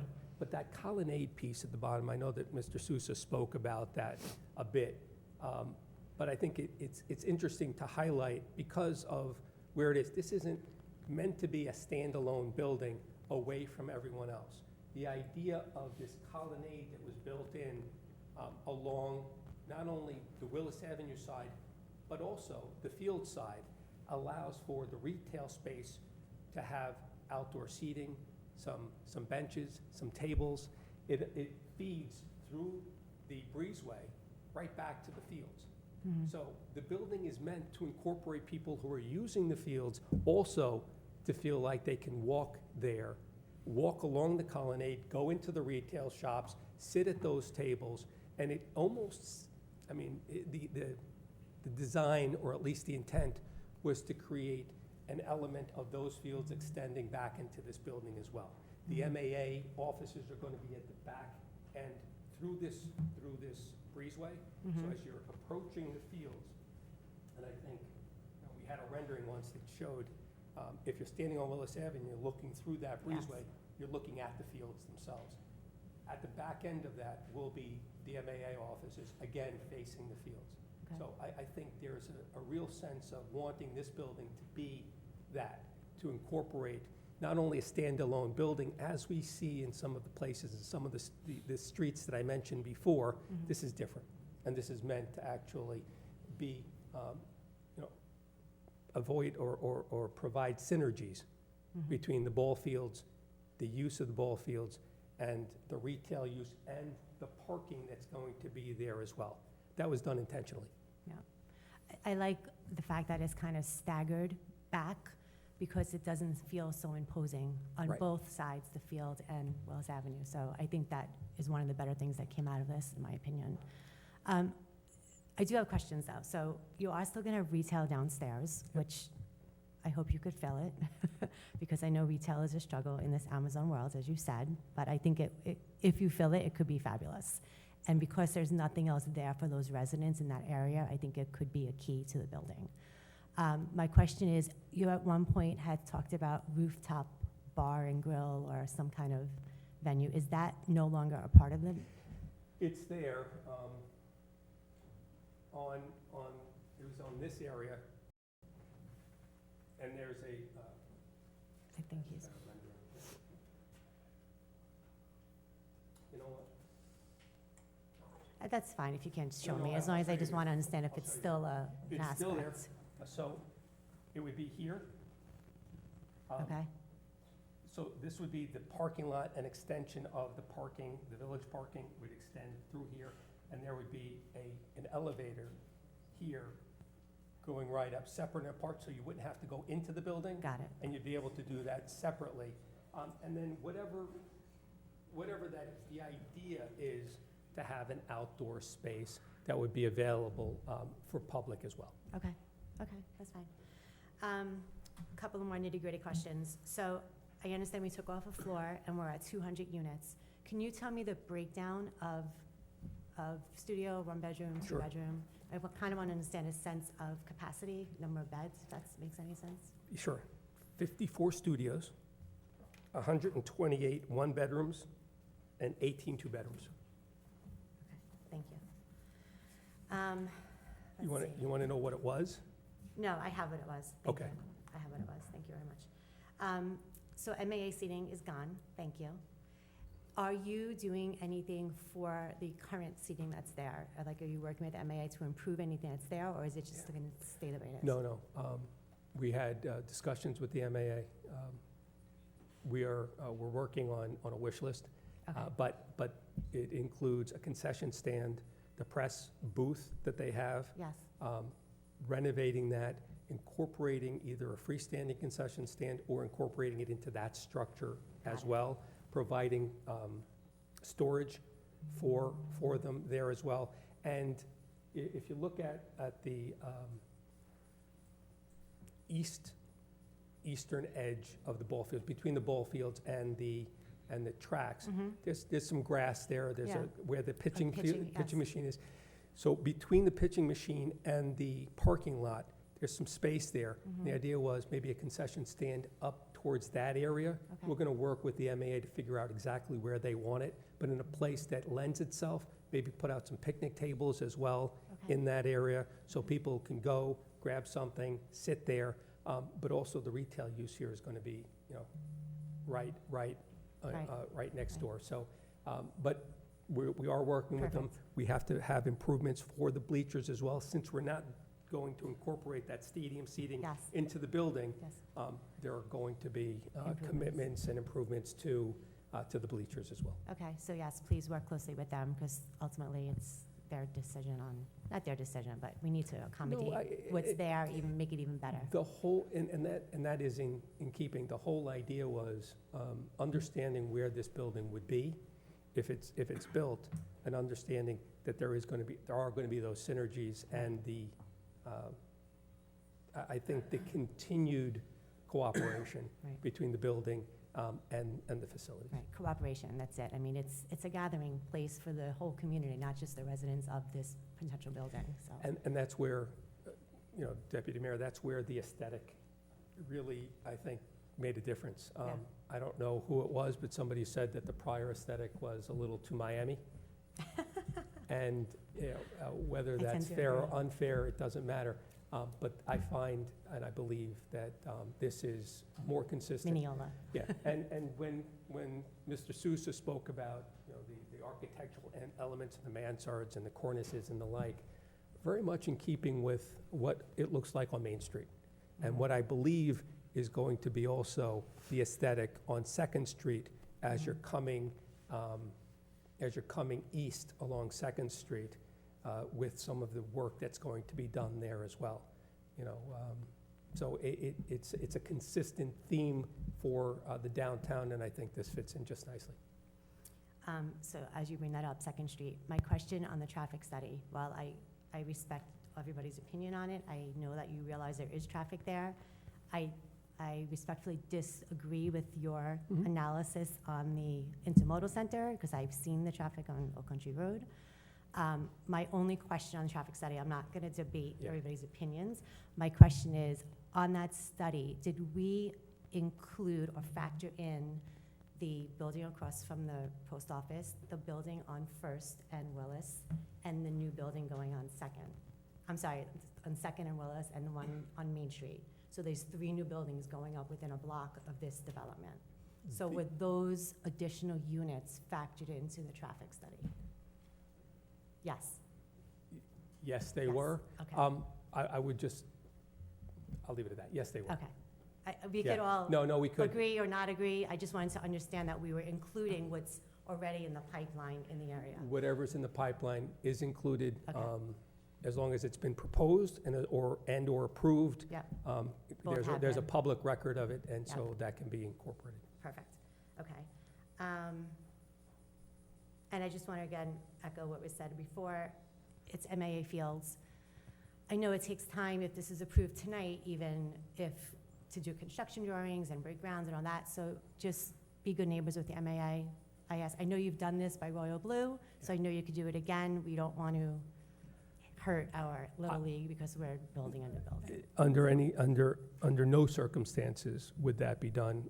We had a discussion, and not to speak out of school yesterday, if the project were to go forward, understanding that opening day is going to be in the spring of 2026. What and where would we be when April or late March or April of 2026? Where would this project be? Yeah. And for purposes of groundbreaking, for purposes of setting up construction sites and staging areas, are we in the ground already? Is there a foundation there if this gets approved? Right. Can it be done in a way so that it can be done in advance of March? So they're already Okay. thinking around not their construction schedule, obviously it's important, but also what is the field use? So we're not interfering, and that is a priority. Thank you for that. Please coordinate. Listen, Royal Blue is an absolutely beautiful building. I wish I could afford to live there. It is beautiful. So I have no doubt that if this is approved, it would also be beautiful and well-constructed. And, you know, I hear residents say things about Queens and stuff. This does not look Queens to me. And, you know, this is in a spot that has a vacant, empty building right now. So to add life and people is, I think, a good thing to our residents. So if we do it smartly, I think it can be done. So I thank you for hearing us and working with us. And to your point about retail, Mhm.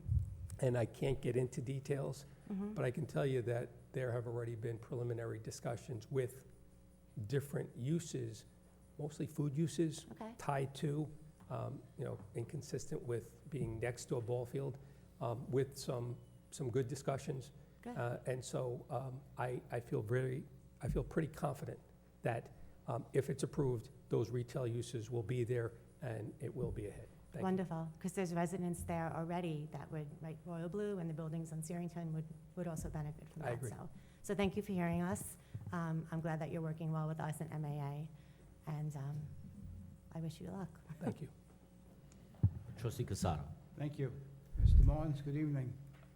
So I think I'm gonna be the bad guy here. This is a gorgeous-looking building, Never a bad guy, Mr. Casado. but, you know, in my opinion, it's just too big for that location.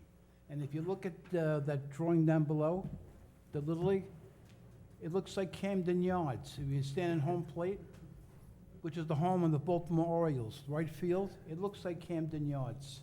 I'm sorry, it's a great looking building, my compliments to the architect. It's just too big for this location, in my opinion.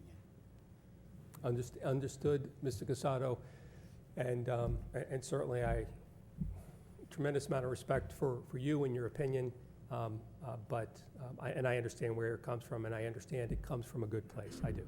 So I'm sorry? I understand it comes from a good place, Mr. Casado. Yeah, thank you. Thank you. Mr. Clark. Good evening. I'm glad you listened to the board and responded with reducing the height. I think it's a much more attractive building than was presented earlier, and more in the character of the community. And I think it's gonna work out fine, but, you know, I don't know what else you would do with that piece of property. You know, you're not gonna put houses on it. To put, you know, a strip mall would not work. So I think this is probably a well-thought-out, good design for that piece of property, and to bring, as my colleague says, to bring some life back to that area. So it's going in the right direction. Thank you. Thank you, Mr. Clark. Trustee Salaski. I really have no questions. I just thank you for listening to what was said and coming back and responding to those concerns that the board had at the last hearing. The building is beautiful. It's absolutely beautiful. I think it's in a great spot. I really do.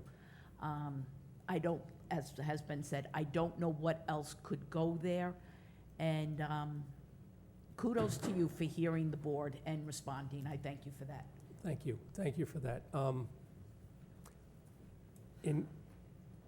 Mayor, if I can wrap up? Sure. Just in wrapping up, this is often a collaborative effort, and it should be. If there are things that we could do to accommodate the village, to accommodate the MAA, the PAL, and some of the requests that they've had, as I've said before, there are different types of developers out there. There are developers who develop for the sake of building and then selling, and we've seen examples of that not too far away.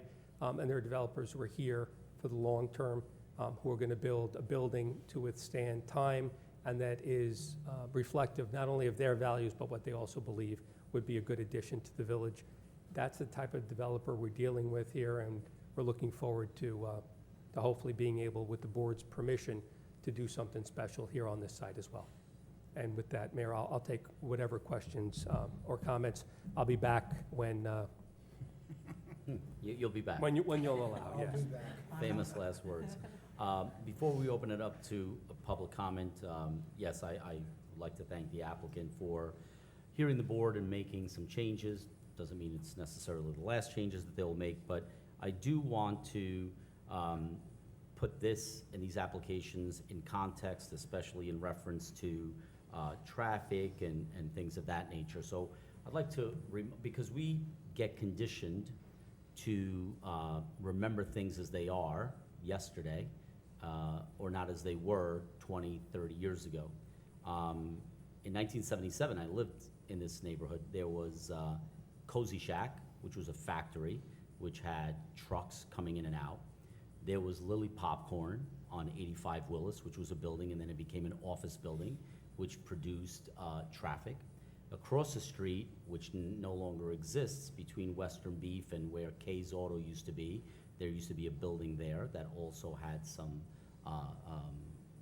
commercial use.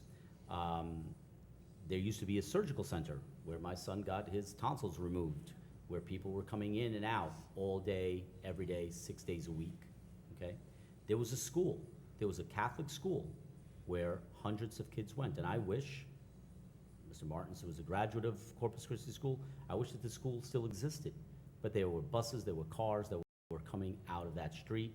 So what and the building that Mr. Casado's talking about across the street from the post office, which is about 30-something units, the footprint of the parking has not changed. If you drove by there a year ago, that parking lot was full because that office building, which has been cut, not in half, but a section of it has been cut off to be incorporated into the building.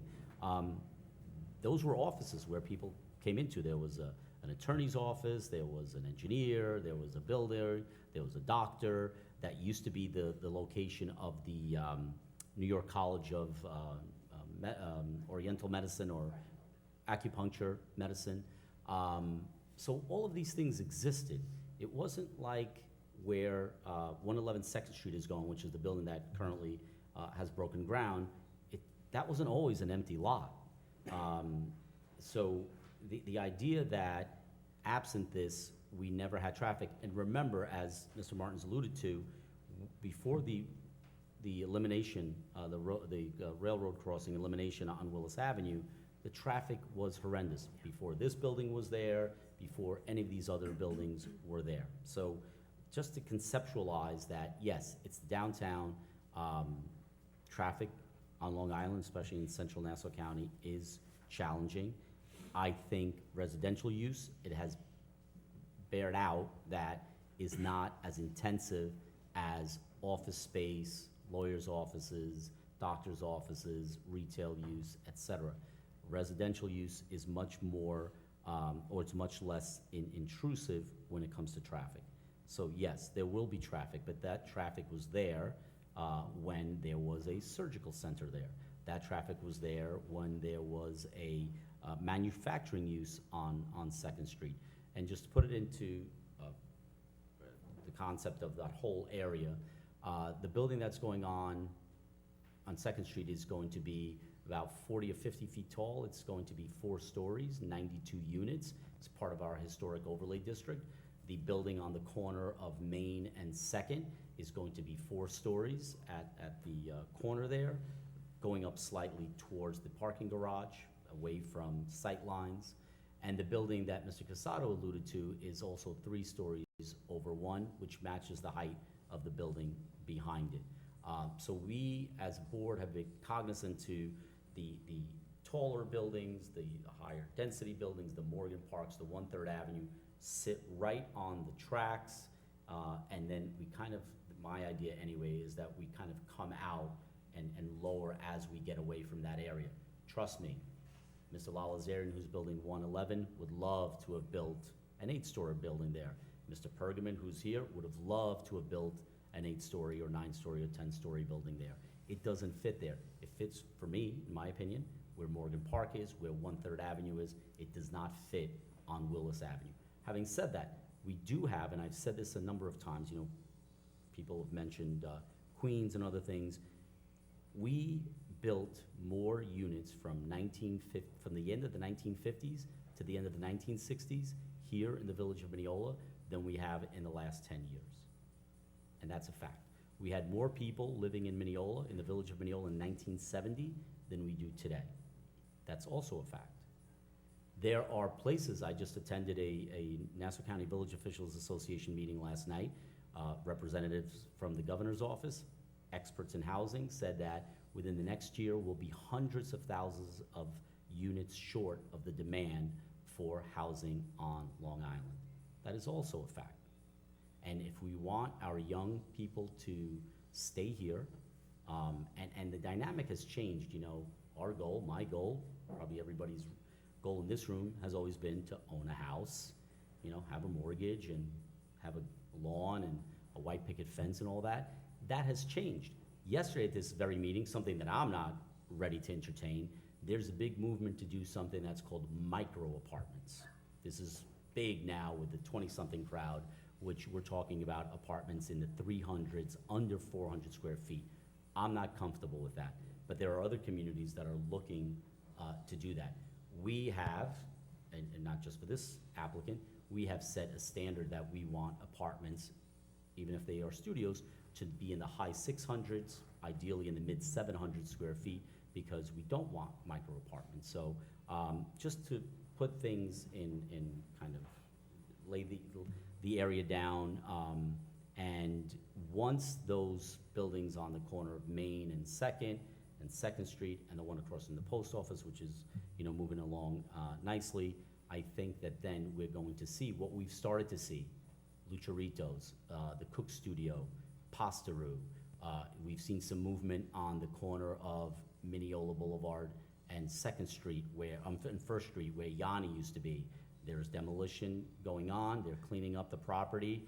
They are not building an 8-story hotel or anything like that. NYU Langone didn't buy it. They're not going to put in, you know, a medical tower or anything like that. But we're hopeful that within the next few months that there's going to be, and there's a reason why, because we're starting to, at least in my opinion, we're starting to turn the corner.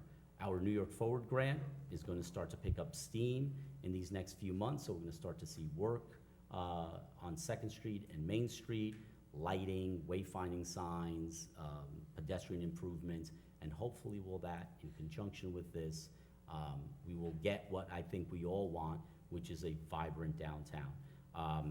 And to Mr. Casado's point, I respect it and I understand, but if not this, then what, right?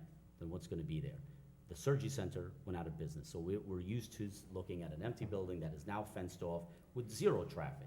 And we'd all love to, as Mr. Spellman used to say, we'd all love to live next to empty cemeteries. But that's not the reality of central Nassau County, right? So with that, I would like to open May it I up. just Yep, add one sure, thing? Sure. I have no problem something being here, but not this high. Okay. A nice force, a structure that's across the street from the post office, something like that in this location would be fine with me. I'm not saying not build it, Okay. leave it vacant, but it's just too high. Okay. We're talking about the difference of maybe, 15 feet, but understood. Anybody in the third row? Anybody in the fourth row? Come on up.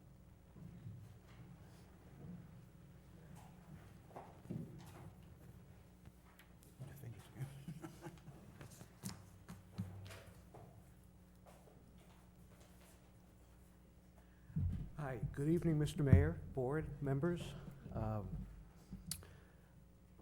Please I- state your name and your address, please.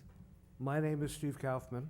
I am a resident in Mineola. I live at 465 Marcellus Road.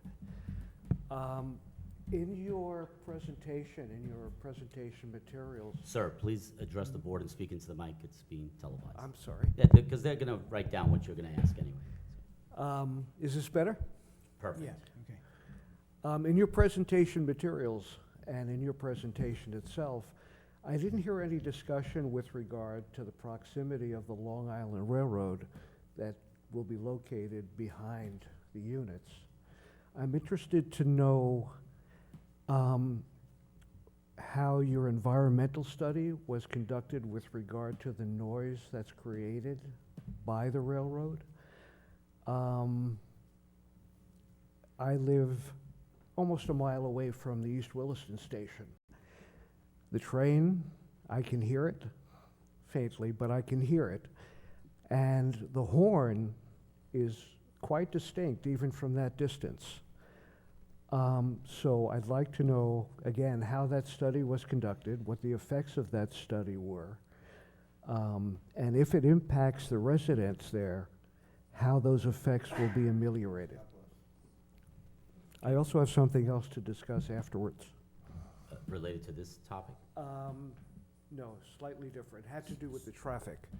Traffic. All right, I can- related- I- So just so we're clear, this is a public hearing on this particular application, so if it's pertinent to the application, then by all It means. is. But if it's, traffic on Marcellus, then obviously it's not. No, pertinent. I'm talking specifically with regard Sure. to this development. Sure, go ahead. So, going back to the traffic issue, I would expect that you probably have run software models with regard to the traffic, both vehicles, pedestrians, and so forth. I think that you could secure your argument if you could bring your laptop, show them the effects of that study in existing conditions, and then the final conditions with all of the new development that's taking place. I think they would better understand your case. Yeah, well, Mr. Kaufman, yeah, We have it's it. right here. We have it all. It's public record. You're welcome to look at it. Everything that you just mentioned, ad nauseum. So every intersection, the number of cars, the times of day, that's all right here. And then they happen to have done an appendix because we requested more information. So that's all part of the record. That's So great. Just as you said, the intersections, the number of cars, the pre-existing, and we spoke about there's certain models that they use that they plug in the information, and then they went back and they actually did real-world models. In other words, they actually took actual numbers, not just hypothetical numbers, and the testimony of the expert was that the real-world numbers were less than the hypothetical computer model numbers. But Yes. I'll let them address that, yeah. I understand, but I heard some, from the board, some disagreement with regard to that result. So my suggestion was to address that. Sure. I mean, we've had experts who've come here and have read, the numbers, and I'm trying to, Right, save I us from wasn't that. privy to those previous meetings. I'm Right. just, Yep. No, hoping that- to those are contribute, good that's all. questions. Yeah, good questions. Thank you. So- And We'll have them address the question about the railroad, although this building, I'm not sure you understand, is several hundred feet from the Oyster Bay line, and several hundred feet from the main line, and I believe that I know that East Wilson does because there's still a grade crossing, but there's no horn because now there's no grade crossing. So the horn doesn't sound when it goes up the, it may sound on the Oyster Bay line. It does sound on the Oyster Bay line because there's still the grade crossing on Second Street. But yes, I mean, they built a building Right. literally on the railroad. And they can talk about the double pane soundproof windows that they put in, and Right. they can talk about that. Yeah, Still, but, yeah, I hope legitimate it's a question. reasonable question. Yep, absolutely. Anybody else in the fourth row? Anybody in the fifth row? Come on up.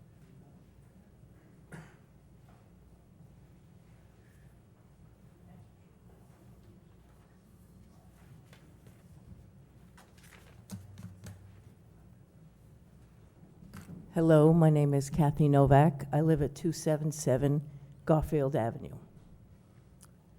Does anyone here like congestion and traffic? Does anybody want some more here in Mineola? We need to improve the quality of life in Mineola. There should be a moratorium to stop building large buildings. Mineola is becoming like Queens with its congestion, pollution, and crime. Mineola needs to maintain the quality of life that we have worked hard for. Stop this building. This will be your legacy. Keep Mineola a suburb. Thank you. Thank you. It's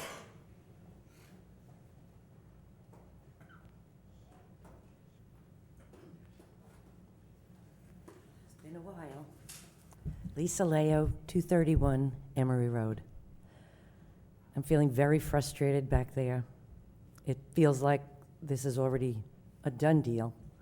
But I don't understand how 200 and something apartments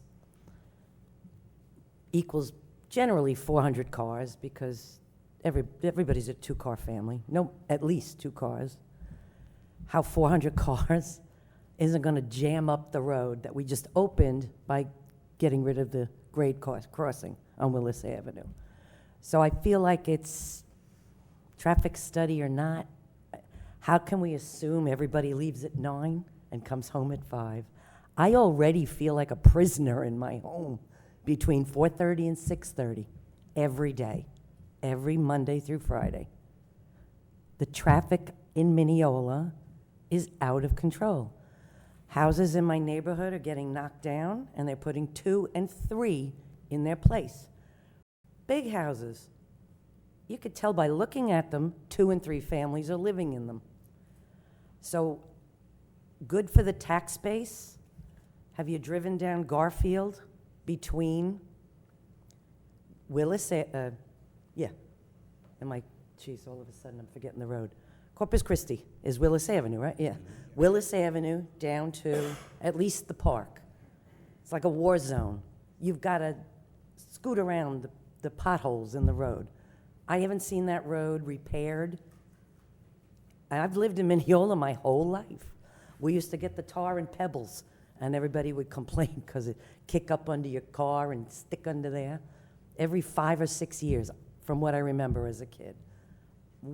So the tax base is increasing from all these apartment buildings. Where is that money going? That's my question. So I'll address that question. Okay. So I drive down Garfield every single day for the last almost 32 years on my way to work. So I guess, You know what thankfully, you're one of the people that I guess missed the big News 12 news about us cutting down trees on Garfield and Wellington because we are paving the road. Yay. That's what we're doing. Well, it's not only that road. So yes, I know. Okay. So that road from Mineola Boulevard to Marcellus, Wellington from Jackson to First, and then some other short stints there, will be repaved to a tune of conservatively about $2.4 million. to do 9/10 of a mile of road. We have 36 miles of road in the village. Last year, we did Colonial and Hampton and Plymouth and all the dead ends to the tune of about $2 million. Mineola money? Yeah, Mineola money, some of the money, yes, from the tax base and the pilots and the amenities that come from here. So the money's going to refurbish Wilson Park, which we just started today. It goes to putting in a turf field at Field 1 at Wilson Park. It goes to refurbish the pool, which we hope to do, and we got a price for $9 million. It goes to building the amphitheater at Memorial Park where we host those great concerts. That was $2 million. Most of that done while we were either keeping taxes flat or staying below the tax cap. So, and that has nothing to do with this application, but we absolutely agree with you. Garfield is horrendous. Wellington is horrendous. We are fixing that. I get calls all the time. We did Horton and Burkhart and then Hausner, that little section right there, which is basically like an H by where Friendly's used to be, that was over $2 million. Because every time we do a road, we're doing a road reconstruction, we're doing curbs, we're doing gutters, we're doing aprons, we're doing flags on sidewalks that were uprooted by our trees. So I wish I could pave all 36 miles of road. But unfortunately, we do it in a systematic way. We just had a study that's being completed right now to assess the quality of the roads. Not every road in the village is ours. There are county roads, there are state roads, even roads that we don't think are county roads, Westbury Avenue, Sheridan Boulevard, Main Street, 2nd Street, 1st Street, those are county roads. Roslyn Road, of course, Willis Avenue, State Road is Jericho. But to your point, that I feel very, very comfortable saying that I think this board has been a good steward of the tax dollars that this community gives us, and we've done the best that we could to improve those services. And these developments have enabled for us to make those big capital improvements without raising taxes, buying a new fire truck, for example. So those are the things that we're doing with that money. But I respect and understand your concerns, and I know where you live, and I know that it's difficult for you there with 2 schools, 3 schools, the traffic. And that's 10 minutes in the morning, 10 minutes in the afternoon. That's really not the issue. Jericho Turnpike, I can't go out onto Jericho Turnpike from 4:30 till 6:30. I'm retired now. I make sure I'm home before 4:30, before 4. And I can't go home by 3 because then I'm Chaminade buses. But anyway, someone mentioned or asked or said something about the occupancy rate of all these apartment buildings. And someone said it was relatively the low, high, whatever, that there's very few. I don't know, what is the number? So the number is for all the buildings that have been completed, 99% with waiting lists. There's no vacancy in Morgan Park, in 1/3 Avenue, in the Allure. In other words, there may be a vacancy, you leave this month and I come in next month, but there is no long-term vacancy. Really? The question, that is 100% true. And I also address your question about, 200 units equals 400 cars.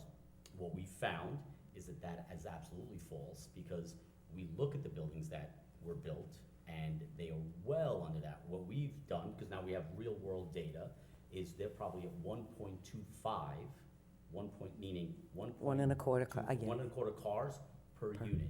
Those are real numbers, and we're talking about, we have years now.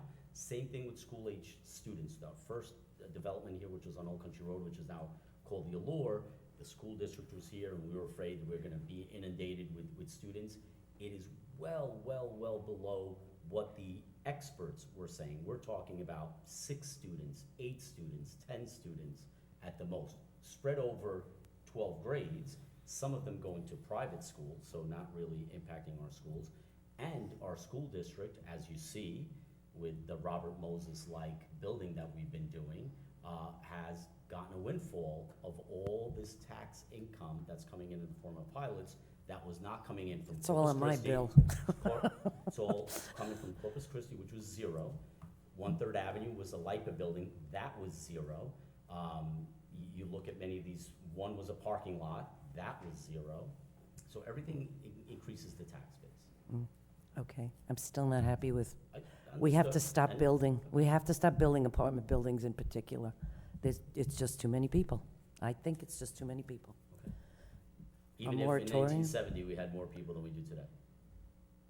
In 1970, there were more people living in Mineola, that's what you're saying? That's People, like, people, because humans. the families were bigger, I suppose, but they were Exactly. single-family homes, Exactly. yeah. Exactly. Well, but At Mineola High School. we had one car, Mineola everybody, High School in the you mid- could play in the street back then. Mineola High School in the 1970s. You had all remember classes of that, right? 4. We played kickball in the street, we played hopscotch boards in the street, I mean, not just I grew up Mineola. here. That's not just Mineola, that's everywhere. it was I like know, that. but I'm saying, so you could say it doesn't, there were more people, but there was less traffic and less of the pollution and garbage and, anyway, thank you. Thank you.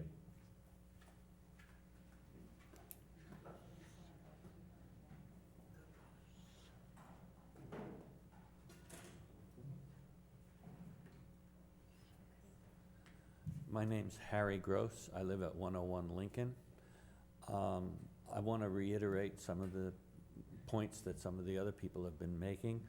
There was one question or comment about it's beginning to look like Queens, and one of the board members said, no, the building doesn't look like Queens. There's more to what a neighborhood looks like than just the exterior of the building.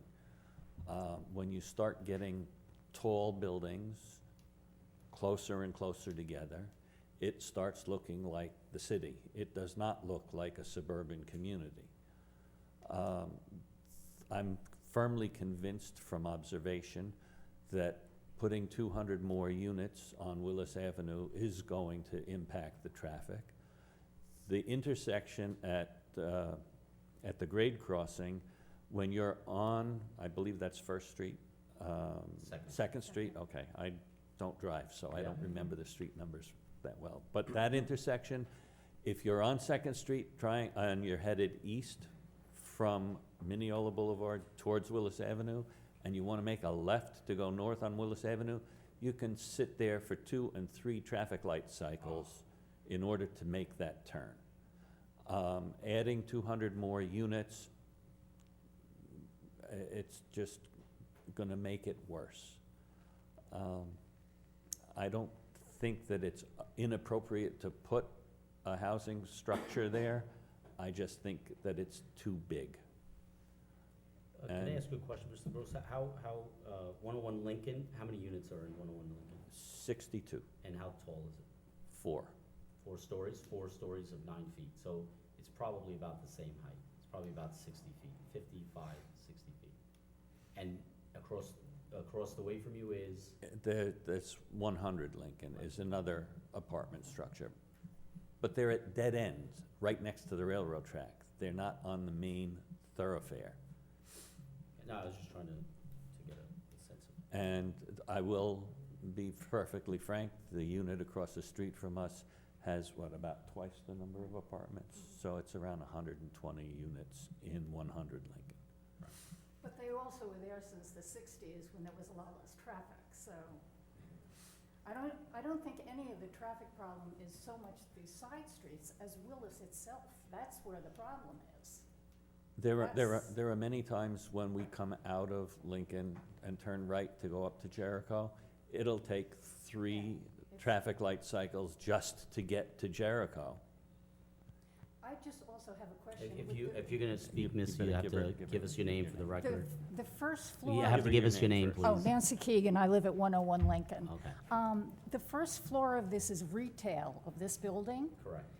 Where is the parking for that? It's part of It's part of those those 400 parking spots, yes. So is there a separate building for it, or? No, it's right behind you, so it's all the way on the left behind Mr. Gross, that part there. So it's looks like part of the, no, left, the other, yeah, Oh, there. this is it? That, yep. Okay, so that whole thing is, It's underneath, you enter from Willis Avenue, and the residents who live there will have a separate entrance from the people who are shopping or from the people who are going to Okay. watch the ball games.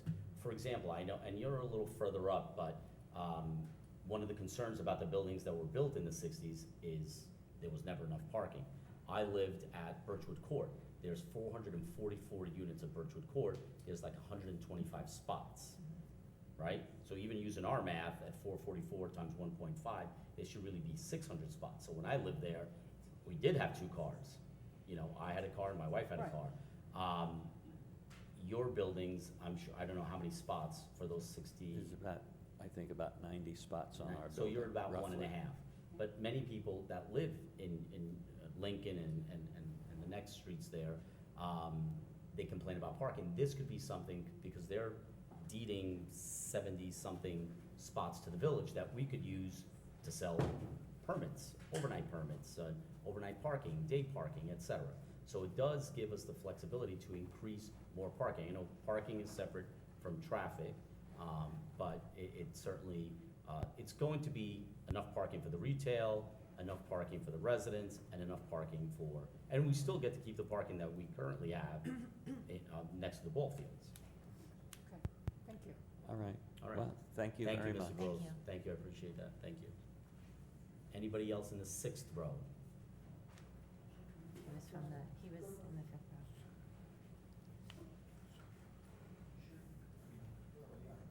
Yeah, I mean, listen, it's fine, 7th row, 6th row, don't worry about it. Anybody else? Sorry to jump ahead of you. No problem. My name is Peter Ryan. I live at 100 Lincoln Avenue. It's a co-op in Mineola.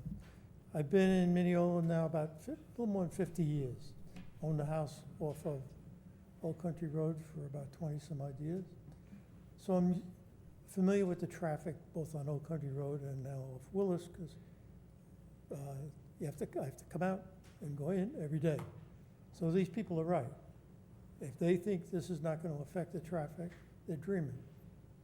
That man is right. It has to, and when you keep adding more buildings, you're going to build a building now by the railroad tracks, right? You're going to build a Lever building, that's going to be apartments. Undoubtedly, where Western Beef was, that'll be a building, right? No, not while I'm What is here. it? Well, I mean, as residents, that's how we look at it. We see like the empty space on Main Street, and so they're gonna put a building there. See like what they did by the post office, empty space, gotta put a building there. So what I'm trying to find out is there a finite number for you guys as far as water, sewage, cars, people? Is there a finite number, or is it just keep filling it up until we have no more space? So at the last hearing, we did mention we're currently, and that's why there will be no vote taking tonight, because we're still waiting on a study that was commissioned at the expense of the developers for exactly what you said, water and sewer for all of these developments. And if there isn't enough water and sewer, then there's no development. Yeah, but they're gonna come and tell you the same song and dance as these folks here, Well, with all due respect. they're not gonna come and tell No, us. We but with all hire due our own respect, engineers. they're gonna sell you a bill of goods. Oh, there's no traffic, don't worry about traffic, you won't see it. Oh, sewage, don't worry about that. But you and I both know. No, I think the people who are doing this study Yeah. don't work for them, they work for us. They are paying the bill, but they are our engineers. It's not their experts, it's not the person who they're paying that's coming up here, to your point, to say what they wanna hear.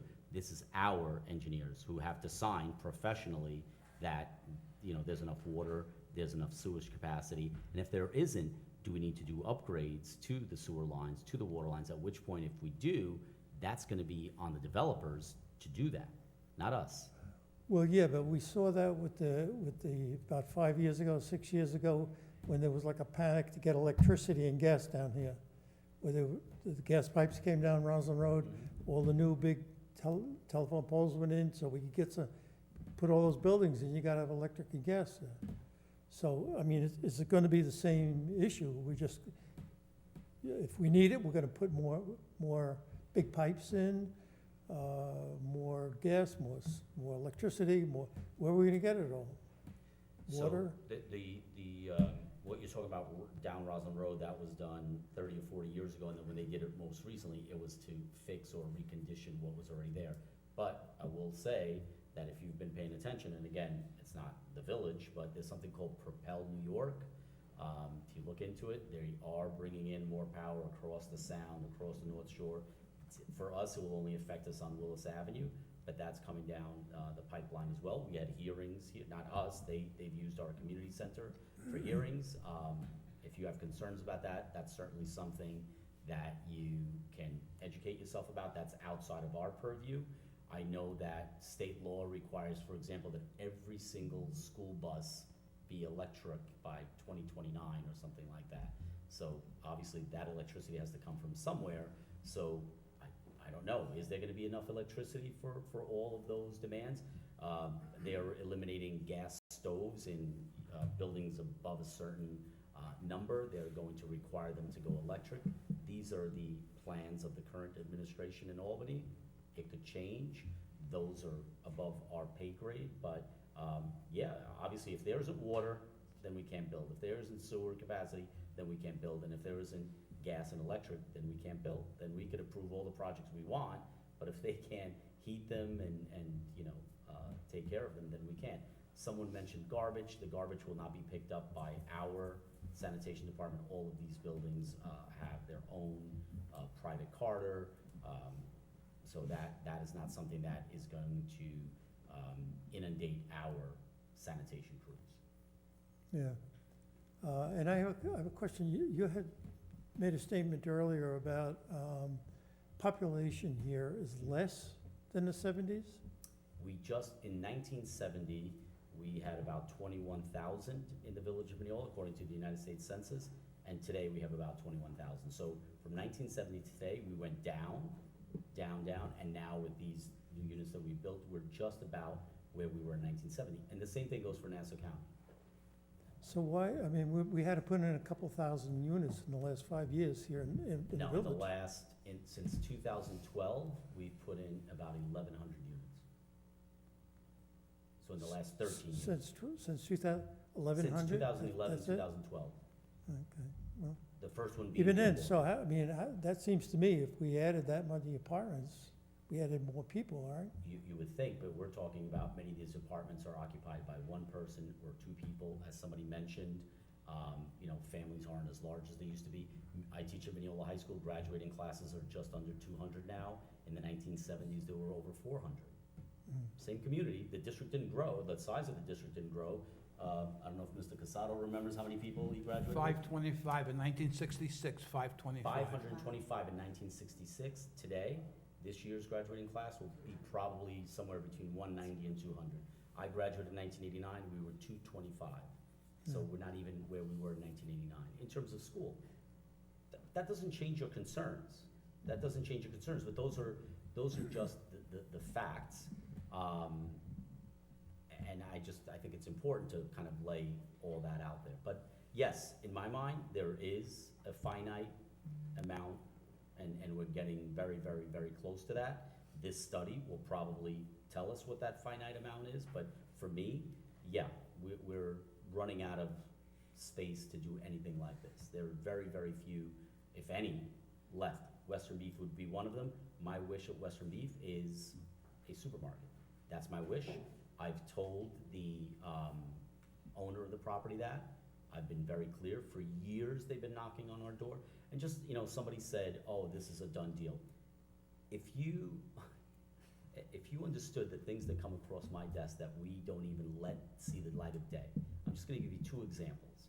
So I just mentioned Yanni on the corner of First Street and Mineola Boulevard, okay? Where that Chinese restaurant, the Subway and the souvlaki stop was. Right. I had a meeting with the owner of the property who wanted to put in an 8-story hotel there with 0 parking, not one single spot. Did you hear about that? No, Because well, that's ridiculous. Of course, that's ridiculous, but yeah. We had an application to our office this week at 200 Willis Avenue, okay? You see that building that's all in blue right now, that they're covered in blue, they're doing the,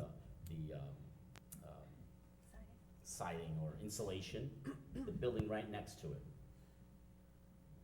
Pictures, drawings, like these people spent money, 11-story building. That's what I did. I laughed. Doesn't fit there. Well, I'm glad there's some limits. Yeah. That Oh, makes- there's lots that- of limits. as I a- can go- as a I can- resident, I'm I glad can- you have I can go limits. on. I can go on. I can go on. Across the street from Birchwood Court, where I live, there's a couple of houses that have lawyers' offices in them. Yeah. One house, 50 by 100, came in with pictures, 8 stories. Well, like I said, I'm glad you have limits, but which brings me to a thing. Earlier in my career, I worked in the trades in the city, in the big buildings in the city. As far as I could see over the past 5 or 6 years here, the buildings coming up, there's only 2 that were built to the city standards. The rest that I saw are all stick-built I'd say 3. I'd firehouses. include Royal Blue. Pardon me? I would include their previous building. So you're right, and we learned a lesson there. The first building, the Allure, was built using, which is the code, it's New York State code, they're allowed to do it. We really can't, tell them what they can and they can't do. Yeah. But certainly 1/3 Avenue, Morgan Park, and the Royal Blue, and the new one that's going in at Second Street, and this one are built the way that we all feel comfortable that the building will be here 100 years from now, just like yours is. Just like 100 Lincoln is. That was built probably in the early 60s. Yes. Yep. Yeah. Well, I'm glad to hear that because the rest of them are fire traps. And Hempstead built, they're still building them that way. And West Hempstead is still building them that way. So, I don't know. And I think the difference, Mr. Ryan, is those places have these, which we did too in the beginning, Mill Creek, these big national companies that come in, they build quick, they build cheap, they sell, and then they sell again. What the experience that we've had working with certain developers who are invested in the community, we prefer to work with people like that who we know are gonna be here. They're gonna pick up their phone when we call them up and say, hey, there's weeds here, there's garbage here, you're making a mess, you can't do this, you can't, and they are responsive. When we're dealing with these huge national conglomerates, which is, Avalon and Renaissance and all those, and I don't wanna badmouth anybody, but. But they're here now. Those buildings are here now, and we have to deal with it. Right, those 2 buildings that were built early on, yes, they were here. And all the ones on Willis Avenue are there, the same structures. The new ones on Willis, where Oh, Corpus yes, Christi the was, Fairfield property. same thing, Yep. stick-built, Yep, junk, those are the 2 developments I'm talking about. junk. Yeah. Thank you. Thank you, Mr. Ryan, I appreciate that. Anybody else in the last row? Yep, come on. She okay, Paul? Oh, you good? I know, we feel. While I've been doing all this talking, she's been, Good evening. good evening. My name is Rich Ferrioli. I'm a Mineola resident at 445 Marcellus Road. But I'm not here as a Mineola resident. I'm here as the representation for the Mineola Athletic Association. Represent who? MAA. The MAA. Oh, okay. I'm currently the baseball, softball, and by default, the Moms Softball League president of the organization. I'm only here today to say, first off, thank you to the board. We met in July. I was here. We talked to the deputy mayor, and a lot of our original concerns about the proposal and what was here came across from you guys. We've met with our constituents, for lack of a better way of putting it. Our board met, and we had a lot of the same, critiques is the wrong word, but a lot of the same concerns that both Trustee Costado and the rest of the board had as well. Since then, we've met at multiple occasions with Royal Blue. We did come up with a wish list, as it was stated, and we are confident and that we're working together to put together some of that wish list as we move forward. We do start in March, as I know Trustee Costado very well knows, and has been at our opening day for many years, end of March, early April. And currently, we're going all the way through November. We have fall season going on right now. So we use the fields, although we share where'd he go? There he is. With PAL during the fall season, but we do continue all the way through November. And if global warming keeps happening, we're going to continue through the winter as well. Thank you for the turf fields, which they were also a part of. So just really here to reiterate that we are working together. It is certainly our belief, and we've had nothing but good experience to date with the previous building, and they've supported us with our MAA Family Fun Day and things like that as well throughout their time. So thank you. Thank you. And before Ms. Leo goes, Ms. Leo, so I just looked it up.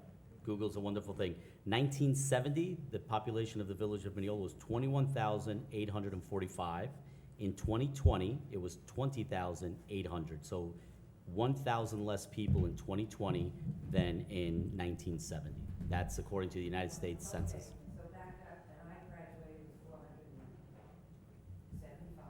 From Mineola? From Mineola. So it seems to me families only got 200 students graduating this year. I think families are smaller. I think families are smaller. I don't think, I went to school with Doherty's, there was like 12 or 13 of them. We don't see families like that anymore. Yeah, families are smaller.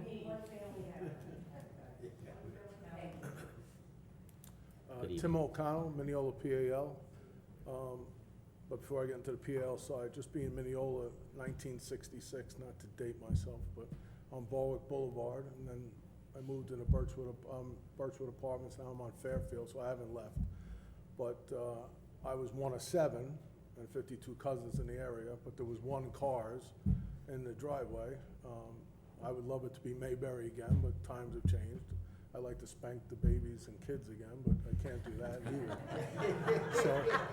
So things have changed, unfortunately. So also back then we had 1 car, and Dad brought it to work, right? So there was no car, so we played in the street like that lady had said. So things are different. And now everybody needs a car and everybody gets a trophy, so it's a whole different world today, period. Anyway, in regards to Mineola PAL, we are for the project. Right now what's there is a blight. We get a lot of homeless over there. I'm there way too much because I can't get volunteers. And the only other person there is Bobby Redmond, and he's salty like a pirate, so I got to cover for him over there. So I'm up and down 2nd Street, Willis Avenue all the time. I thought there was going to be a lot of traffic on the Corpus Christi building, and I haven't really seen that. Now, Jericho Turnpike, yes, there's traffic, and that's people cutting through to go through Mineola to other places, called Place, Westbury, Jericho, Hicksville, wherever else you go. I haven't really seen it on 2nd Street, well, especially since we did under the railroad. In a perfect world, if you did the Oyster Bay line under the railroad too, we'd have nothing but flow over there. But the plus side of it is, you know, they made all these improvements from the last meeting, so they listened to everything they said. The facade and everything's gonna be nicer. You know, if it looks like Camden Yards looks kind of nice for that area, you know, whether they like it or not. I'd rather Mayberry also, definitely, but this is 2025, so this is where we're at. This will look good, 1st floor, we give people places to go that are there playing baseball, lacrosse, softball. They have the Moms League now. I have cheerleaders there. I have 90 cheerleaders, all from Mineola and stuff. I got more cheerleaders than I do football players. So it's, you know, things have changed, you know, across the board as it is. But I don't see that traffic. There's always traffic. I don't see that traffic. When I go to the post office, I always get a spot. I go fast so code enforcement doesn't get me, you know, for a thing. We'll have to talk to them about that. So, but Mineola PL is for it, and they've said if they build this, they're going to help us rebuild the house there, so that saves the tax roll and the tax dollars, so my parents and other families don't have to pay for that. They'll help us with that little turf field there and stuff like that. So for us, it's win-win. If they're gonna build something, this is a win-win project, so, thank you. Thank you, Thank Mr. you. O'Connell. Thank you. Anybody else wishing to speak? Come on up. Yeah, come on up.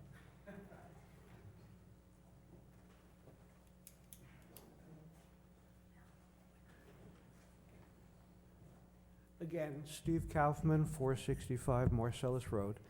I'm just looking for an answer to my earlier question. Well, yeah, they're gonna come up and answer Oh, your okay. question. Yeah, yeah, sorry, Fantastic. sorry, I just meant if anybody else had any questions. Okay, Mr. Martins? There weren't a lot of questions. Mr. Kaufman definitely had a question. Yes. We'll address those in order. First of all, Mayor, thank you, and I want to thank everyone who came out and provided a lot of the same comments, I think, that we heard from the board. Certainly the comments that we heard from the board back in July and comments that are consistent with some of the changes that we made. I'll start with the first comment Mr. Kaufman made with regard to the Long Island Railroad. When we do our environmental impact statements, as the board knows, part of our expanded assessment is not the impacts of the village to the property, but the impacts of the proposed property outward. And so if there is noise from the railroad, it's not something that would be incorporated into our study. It is certainly something we would be aware of, and certainly something that anyone who's building in downtown Mineola and has built in downtown Mineola would take into account. I can assure you, given the quality of the buildings that Mr. Pergman has built, including the Royal Blue, that all of the necessary acoustical requirements, insulating requirements, noise deadening requirements will be met. The Royal Blue, as you know, is right up against the tracks. If you're in that building, you don't hear a thing. I can guarantee you this building that is further away from the tracks will be similarly properly insulated. But just for clarity, the studies that are performed here are what are the impacts of this building and of this construction on the community, not what are our offsets with regard to those impacts that we may necessarily face. So. And I also want to mention, Mr. Gibbons, correct me if I'm wrong, but when we talk about a project of this dimension, we have to do a type 2, right? Where we have to reach out to coordinate to the county or the railroad or other municipalities that may be impacted. And as you read, they did not return any concerns or anything like that. Type 1. Type 1. Everything else you said is true. Okay. So type 1, this is a type 1, which means we have to reach out to any impacted agencies, which normally would include the county, DPW, the railroad, MTA. If it's close to Garden City, it may include Garden City or Wilson Park, and they then have the ability to testify before the Nassau County Planning Commission or write letters in objection, or if they think it's going to impact them in any way negatively, and they have 30 days, and we did not hear from any of those. No. No. Not a single agency, and previously, when we've had some applications, we've had some comment. Right. This one, we had no comment. And I had the opportunity, Mayor, to attend the County Planning Commission meeting last week where the project was discussed. I know that they sent a letter to the village recognizing that they did not take a position and that it was going to be determined by local determination. But I will add that the project was well received, and the county's responsible for coordinating different projects and looking at it from a more of a regional approach, and they looked at it favorably. And again, there were no comments, there were no restrictions. Brings us back to traffic, and I think the theme for the balance of the comments were traffic related. There's one point before I deal with it generically, and that's a point that was brought up by Mr. Gross, who is correct. When you are on 2nd Street, facing east at Willis Avenue, sometimes it's difficult to get through that light. And the reason it's still difficult to get through that light is because of that grade crossing on 2nd Street. Although the grade crossing and the traffic going up Willis Avenue was eliminated when the grade crossing was eliminated, the one on 2nd Street is still tied to that light. So when you do have a train on the Oyster Bay line that goes north as opposed to going east, that light turns red and it can stay red for a while. The other light stays green, and so people go north-south. But if you're going east on 2nd Street and you hit it at a time when there's an Oyster Bay train going through, you may sit on that light for a little longer than you would like. That is absolutely true. But that has nothing to do with traffic, and it has nothing to do with this project. It has everything to do with with just the coordination of the grade crossing to that light. Now let's go to traffic for a second. I heard a lot of things, and I understand that we do have traffic on Old Country Road. I understand we do have traffic on Jericho Turnpike, and I understand that, you know, during certain times of the day, we're going to have traffic on Willis Avenue. But it was interesting to me that as I was listening, and we talked about Lincoln Avenue in particular, because there were a number of people who got up from Lincoln Avenue, and they acknowledged that there were probably upwards of 200 units between the various buildings. I would probably say maybe even closer to 300 units, but certainly between 100 and 101, there's 120 and 1 and 60 in the other, so we're up closer to 200 units between those two. I didn't hear any traffic on Searing Avenue, on Lincoln Avenue, in their approach to Willis Avenue. I didn't hear that there are a whole bunch of cars coming out. The traffic that exists on Willis Avenue is through traffic. The traffic that exists on Old Country Road is through traffic. Now, saying that an additional car is going to add traffic, of course it will, just by virtue of the fact that it's there. But saying that that additional car is somehow going to be the reason for the traffic is just not true. And I think Mr. McTay testified to that earlier today, that we're not saying that there isn't going to be traffic. We couldn't say that there isn't going to be traffic. But I would tell you this, and I think it's important that we remember this, and I think everybody on the board understands this because we've been through this before with these applications. A lot that is developed can be developed in different ways. The most benign and least impactful way, historically, has always been residential. Always. It is the least impactful way from a traffic standpoint to develop a piece of property. If this building were to be developed as, I don't know, an office building, which it could be, the impacts to the community would be significantly harsher and more, and certainly from a traffic, congestion, all kinds of different reasons. And so the idea here isn't to consider the application in a vacuum, nothing or this building. It's what is the most appropriate development for the lot. And so if you had to consider an appropriate development for a lot, there are a series of office buildings on Mineola Boulevard. There could be a series of office buildings on Willis Avenue as well. Whether they're medical uses, law offices, or the like, they were built in the 70s and in the 80s, and they're there. Large buildings, the former Mineola Theater, I think the building there is 6 stories, probably 70 or 80 feet or so. That wasn't built in the last 10 years, Mayor. That was built 40 years ago, 50 years ago. But the impacts from those buildings are significant. I would suggest that the buildings that we have in the downtown traditionally provide a tremendous amount of traffic. Station Plaza, Mineola Boulevard. So the reality isn't a vacant lot and what's going to go there.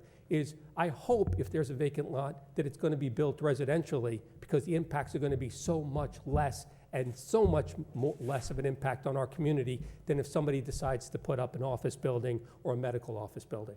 And that's what we're dealing with here. This is a great fit. It's a right size. And we can talk about, you know, whether or not this got broken up into 3 buildings, each one of them 5 stories tall, all of them together 200 units, or whether it's one building that has 200 units, it would all amount to the same thing. It's the right type of development in the right spot. But make no mistake, empty lots aren't going to be there. And if there are empty lots there, I hope you develop them and the village buys them and you develop them as a park. Because expecting a private owner to own a piece of property, paying taxes on it, and not to develop it, frankly, is not reality. They're going to be developed. So the context here with regard to this building is it's the appropriate development in the right spot with the least impact on the community as compared to anything else that is possible to be developed there.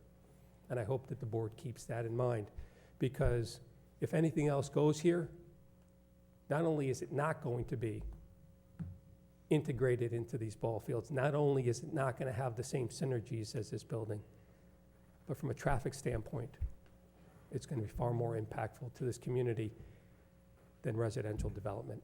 And that's why I applaud the village for its foresight in choosing to prioritize developing residentially as opposed to prioritizing developing larger scale or same scale buildings with far more impact office buildings, medical buildings, and the like.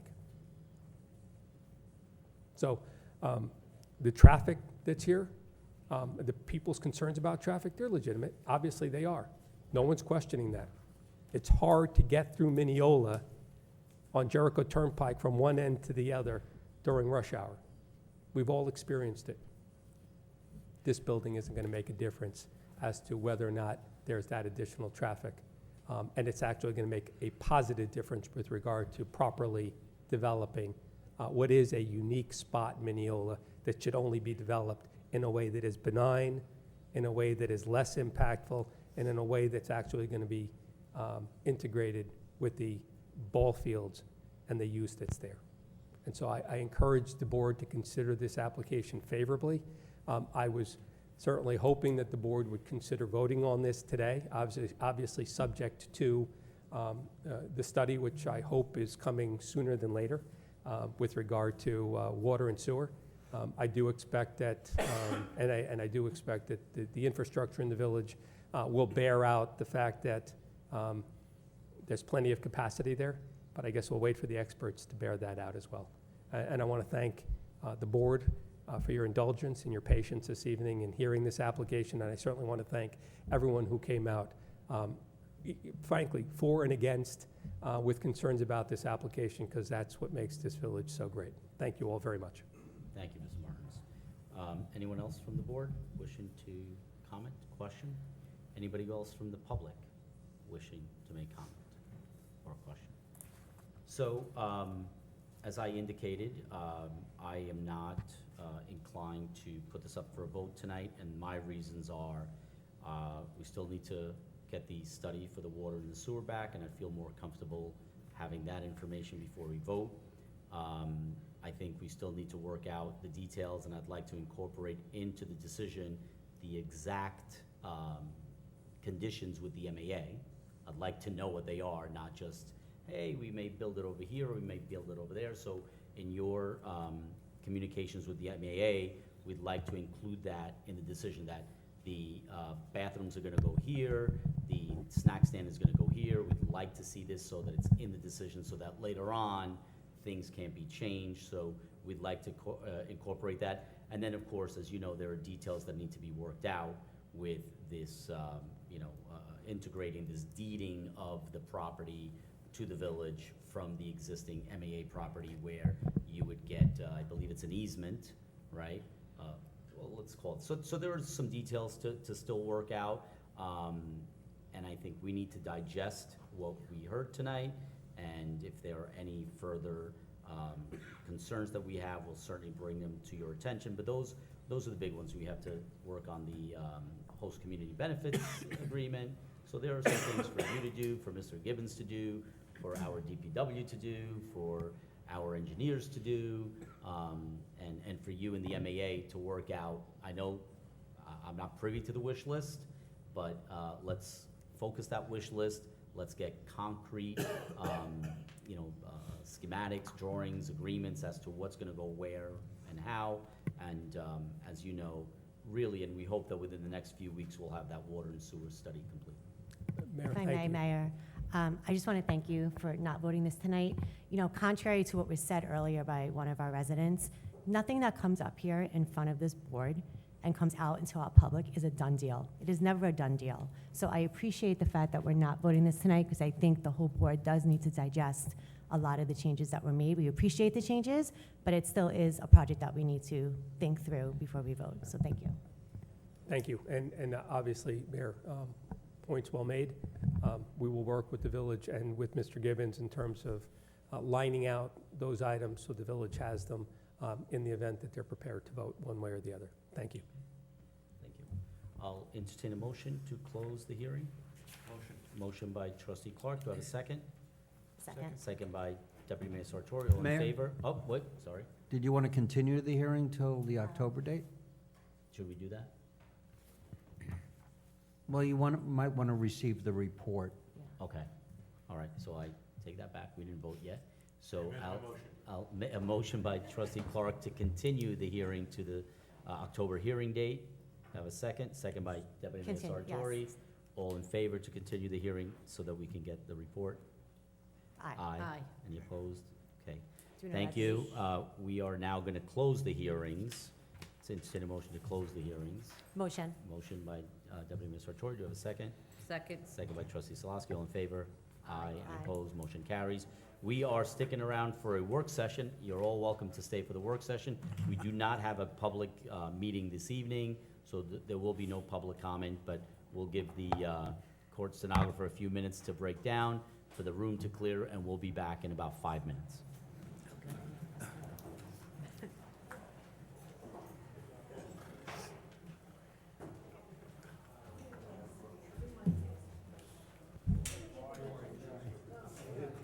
Wait, Kelly gets President Del Rio.